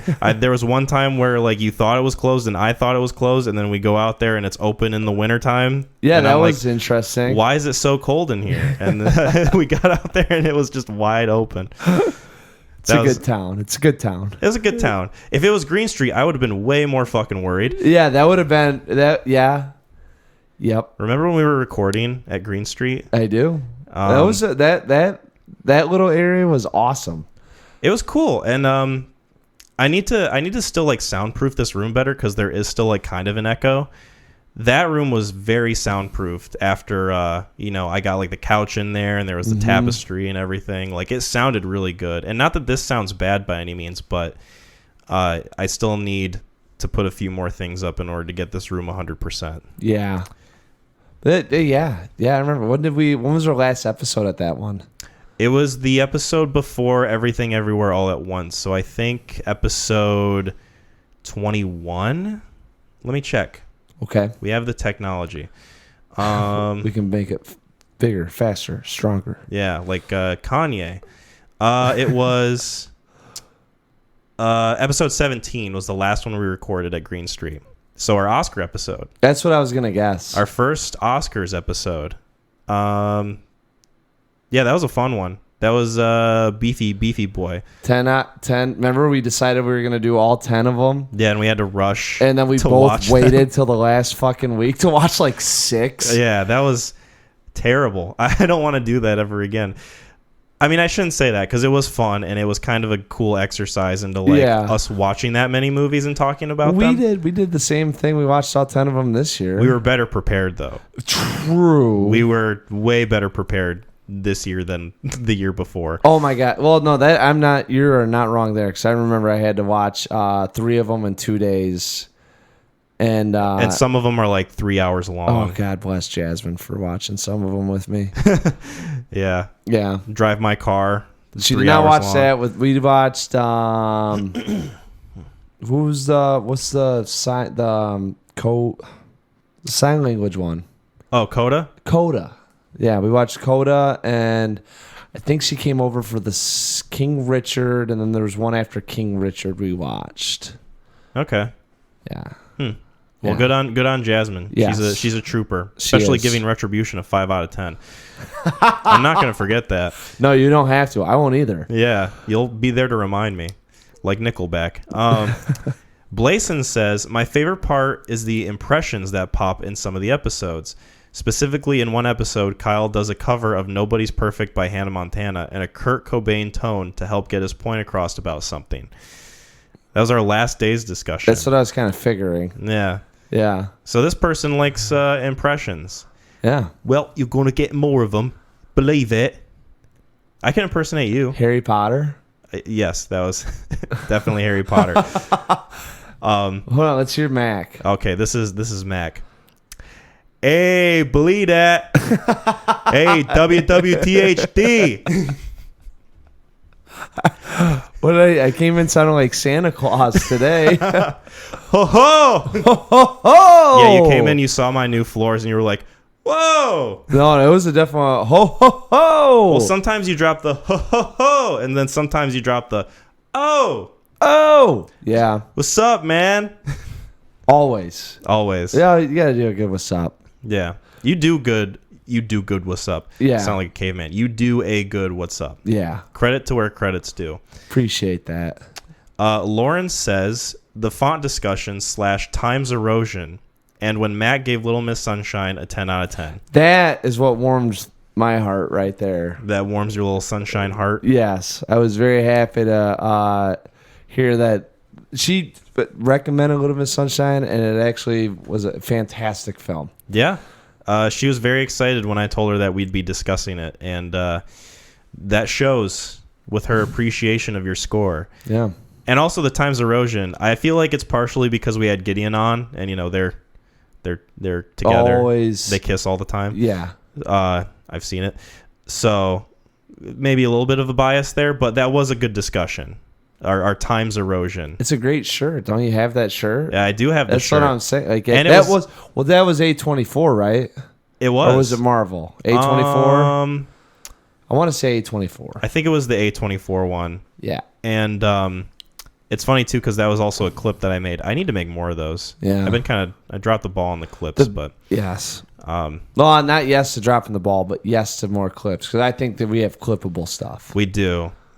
I think after the bi-weekly, monthly videos I make slows down and I catch up to where I am, hopefully I'll have more time to make more. Yeah. But no promises. We live busy lives, you and I.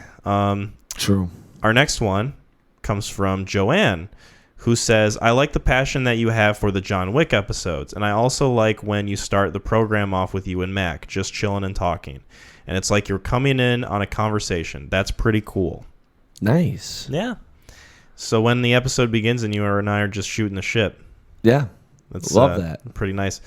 It gives it a similar feel to how things were before we did the podcast. Very true. I didn't know that was kind of because we didn't start doing that until like 8 episodes ago. Kind of.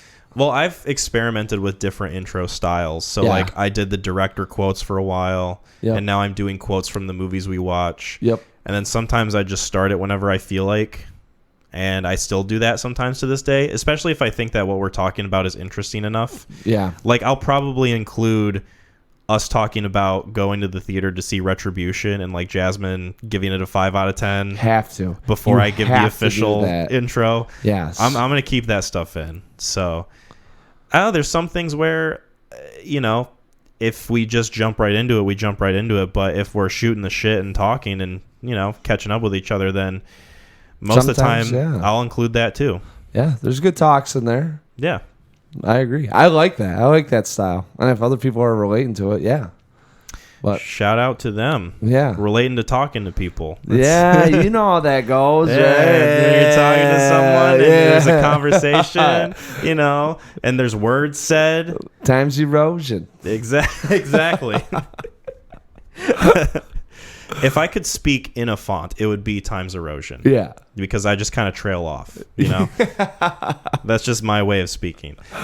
Our next one comes from Chris, who says, I loved when you had Larry the Cable Guy on. Never realized he was such a big fan of the Chipmunk quadrilogy. Oh, man. Yeah. I'm sad you weren't there for that, for the Larry episode. You had something going on, or you were sick or something. No, you did it on your own. It was another episode that you just dropped on your own. Like it was a Christmas special or something. Oh, with Larry there, though. Well, you had to record it somehow.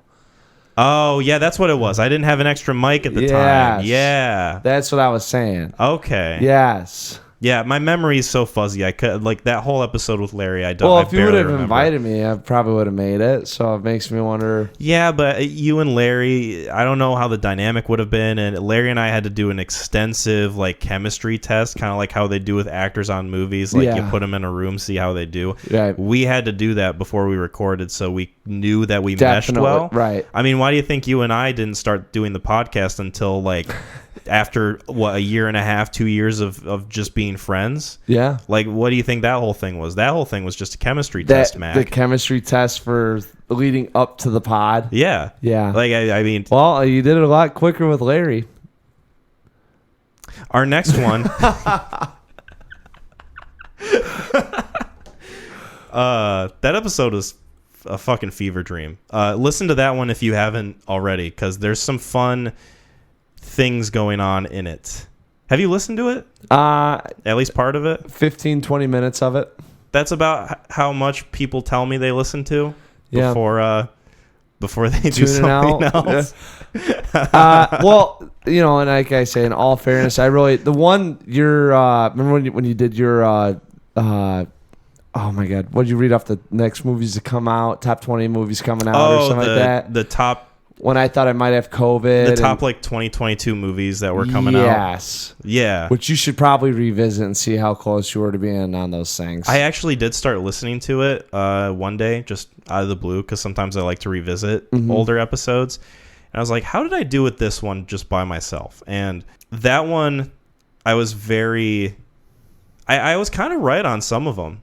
The upcoming... 20, because I talk about the Northman, I talk about the Batman. Yep. There was another one that it was like a superhero movie. I forget what exactly it was. I think it was it Black Adam?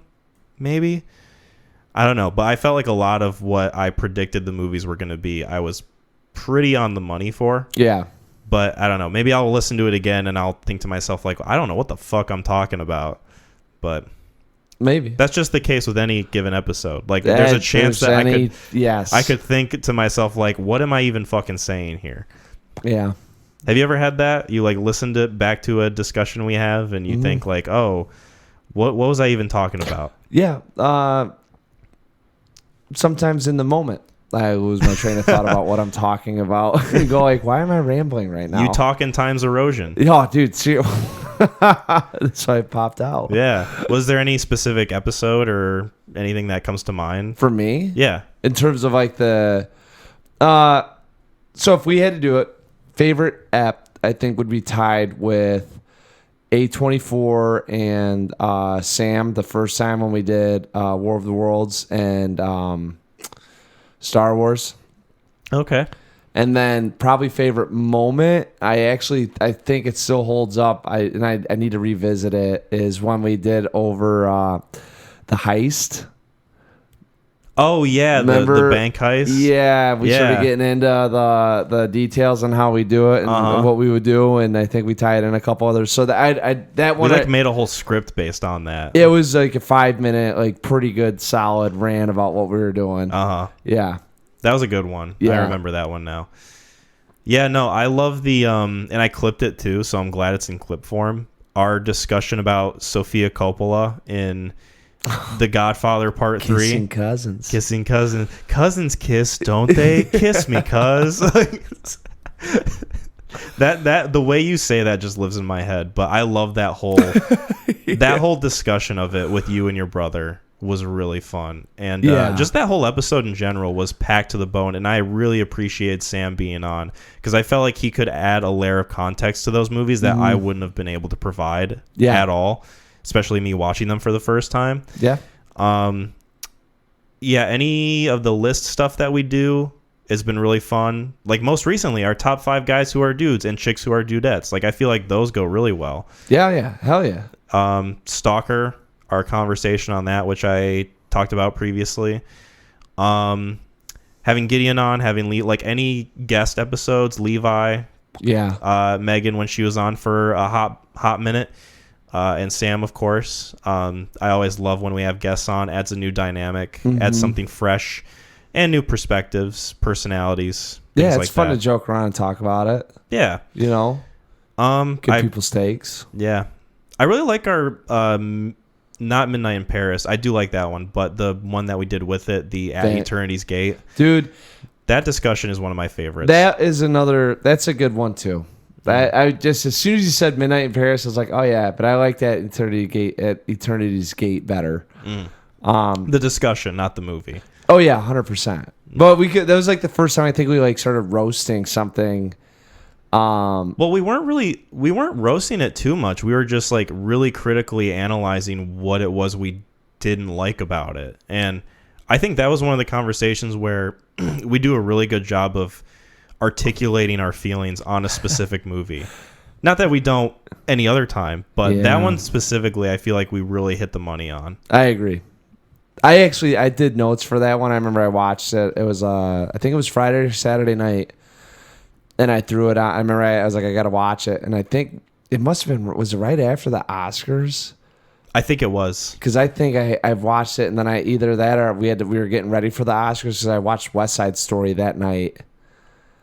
Yeah, let me verify. I'm pretty sure that was right before the Oscars. That's what I'm saying, but like I was getting ready for the Oscars. Oh yeah. So like I had because I only had so much free time or something planned, so I watched that movie, and then when I went and laid down, I was like, I have to watch a West Side Story now. Like I got to get this out of the way. So I watched that abomination of a film.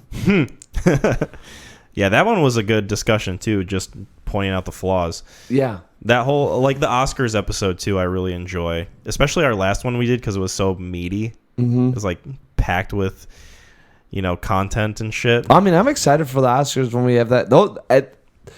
If we had like a stat, like a episode, like an annual ep that's going to come out, I think it's probably will turn into the Oscar ep for me. Oh yeah, for sure, 100%. Like that, I love doing we got to watch the 10 movies. We got to see what's out, then we can get to, and then actually to hear the ratings as we go through, like right off, and then because remember like Belfast, I was like, I got an 8 out of 10, and you're like, this movie sucked. Yeah, and I was hated like, I was like, Kyle, you know what? You're right. This movie did suck. It's a 6 out of 10. Yeah, like I dropped it 2 stars. Yeah, just our different immediate experiences with each movie going back to back is really fun to talk about. Yes. So I'm looking forward to the next time we do the Oscars discussion. Same. I want to do more trilogy episodes too. Oh, I know. We got Spider-Man. We got Spider-Man. Eventually, I'd like to do Lord of the Rings. Eventually. And then, of course, we got the fabled Breaking Bad episodes we're going to do. Yeah, we got some stuff coming down the pipe. It's down the pipe. We just got to fish it out. Yeah. I want to end it on this one. This was the last one that we got. Okay. And this was the one that I put last because I think it's a nice way to wrap things up. Eric says, definitely your weapons of choice during zombie apocalypse discussion. Not sure if the crew could make it far in an outbreak. But congrats on 2 years, fellas. Salute to the crew. There we go. A nice congratulatory end to that answer segment. Yes. Thank you, Eric. I do enjoy our weapons talk, even if, maybe Mac and I won't go too far in the universe of zombies or did we have like whatever. We had like there was certain limitations, right? If there were, I think we might have imposed them on ourselves. I don't even remember what one I grabbed. I had like a rifle that had a knife jutting out of it. Yes. Like not a bayonet, but like one that would like recoil, like kind of a scorpion tail. Something like that. Yep. And then yours was like a battle axe. No, maybe I had my sword in Sith. Oh, you know what? That's what it was. Kid. Yeah. Hell yeah. That's exactly what it was. And I remember I was like, you couldn't touch me. I could cover 360 degrees. Mm-hmm. Yeah. Yeah. And mine wouldn't wear out where you'd have to get more bullets. Yeah, but I would still have the bayonet thing. Yeah, but it's not the stabby knife. Yeah. Probably the same points we made. Same exact point. We're not going to get back into it. You know, You're right. Crossing old rivers or however it goes. Right. Yep. Whatever Stalker said. Digging up old graves. Yep. Going down old wormholes. Yeah. We're not revisiting those old power plants, let me tell you. Yes. And if we did, we might get cancer from them, just like the people who made Stalker. Oh, yeah. Yeah. Anyway, yeah. Tragic. Anyway. Speaking of tragic, I get to make a recommendation. Yeah. Retribution 2. Yeah. Contribution. Feed these fucking pockets. You know how I was saying I want to do more trilogy episodes? Yeah. Well, get ready for the Taken trilogy, baby. No, really? I'm not doing that. Okay. That wouldn't be awful. Probably go down a lot smoother than what we just saw. Let me take off Little Miss Sunshine because I recommended that. So I have, I had one that I was thinking about earlier today that I think would have been, I know what it was. So I want to ask you, okay, what your feelings are. Do you want to watch something that I've definitely seen, you maybe probably have seen, that we know is going to be terrible? Ooh. Or do you want me to recommend something that I don't think either of us have seen before that might be good? Okay. Well, so I'm just singing out loud here. We might have to. I'm leaning towards the might be good one just because we were going to go off. Last time we talked about neither of us had seen it, that we know that's going to be bad, was Retribution. And that didn't work out. True. It did, but it didn't. It did, but it didn't. We got to talk about it. Okay. I wonder what we also need to come up with a list of films that like in the zeitgeist of like thinking like what films still pop up in your head and like what ones were wasted. Mm-hmm. You know, but you're feeling the more. I'm feeling like maybe one we haven't seen it, but I think we'll be good. So I will go with that one then. I know that earlier in an episode, I don't remember if it was the last one. Maybe it was the one before. You said you were good up on Lars von Trier. Oh, fuck Christ. I disagree. I think maybe we need a little more Lars von Trier in our life. And this is one that was recommended to me by someone to watch as like their top 5 movies that I haven't checked out yet. And I don't know if you've seen it.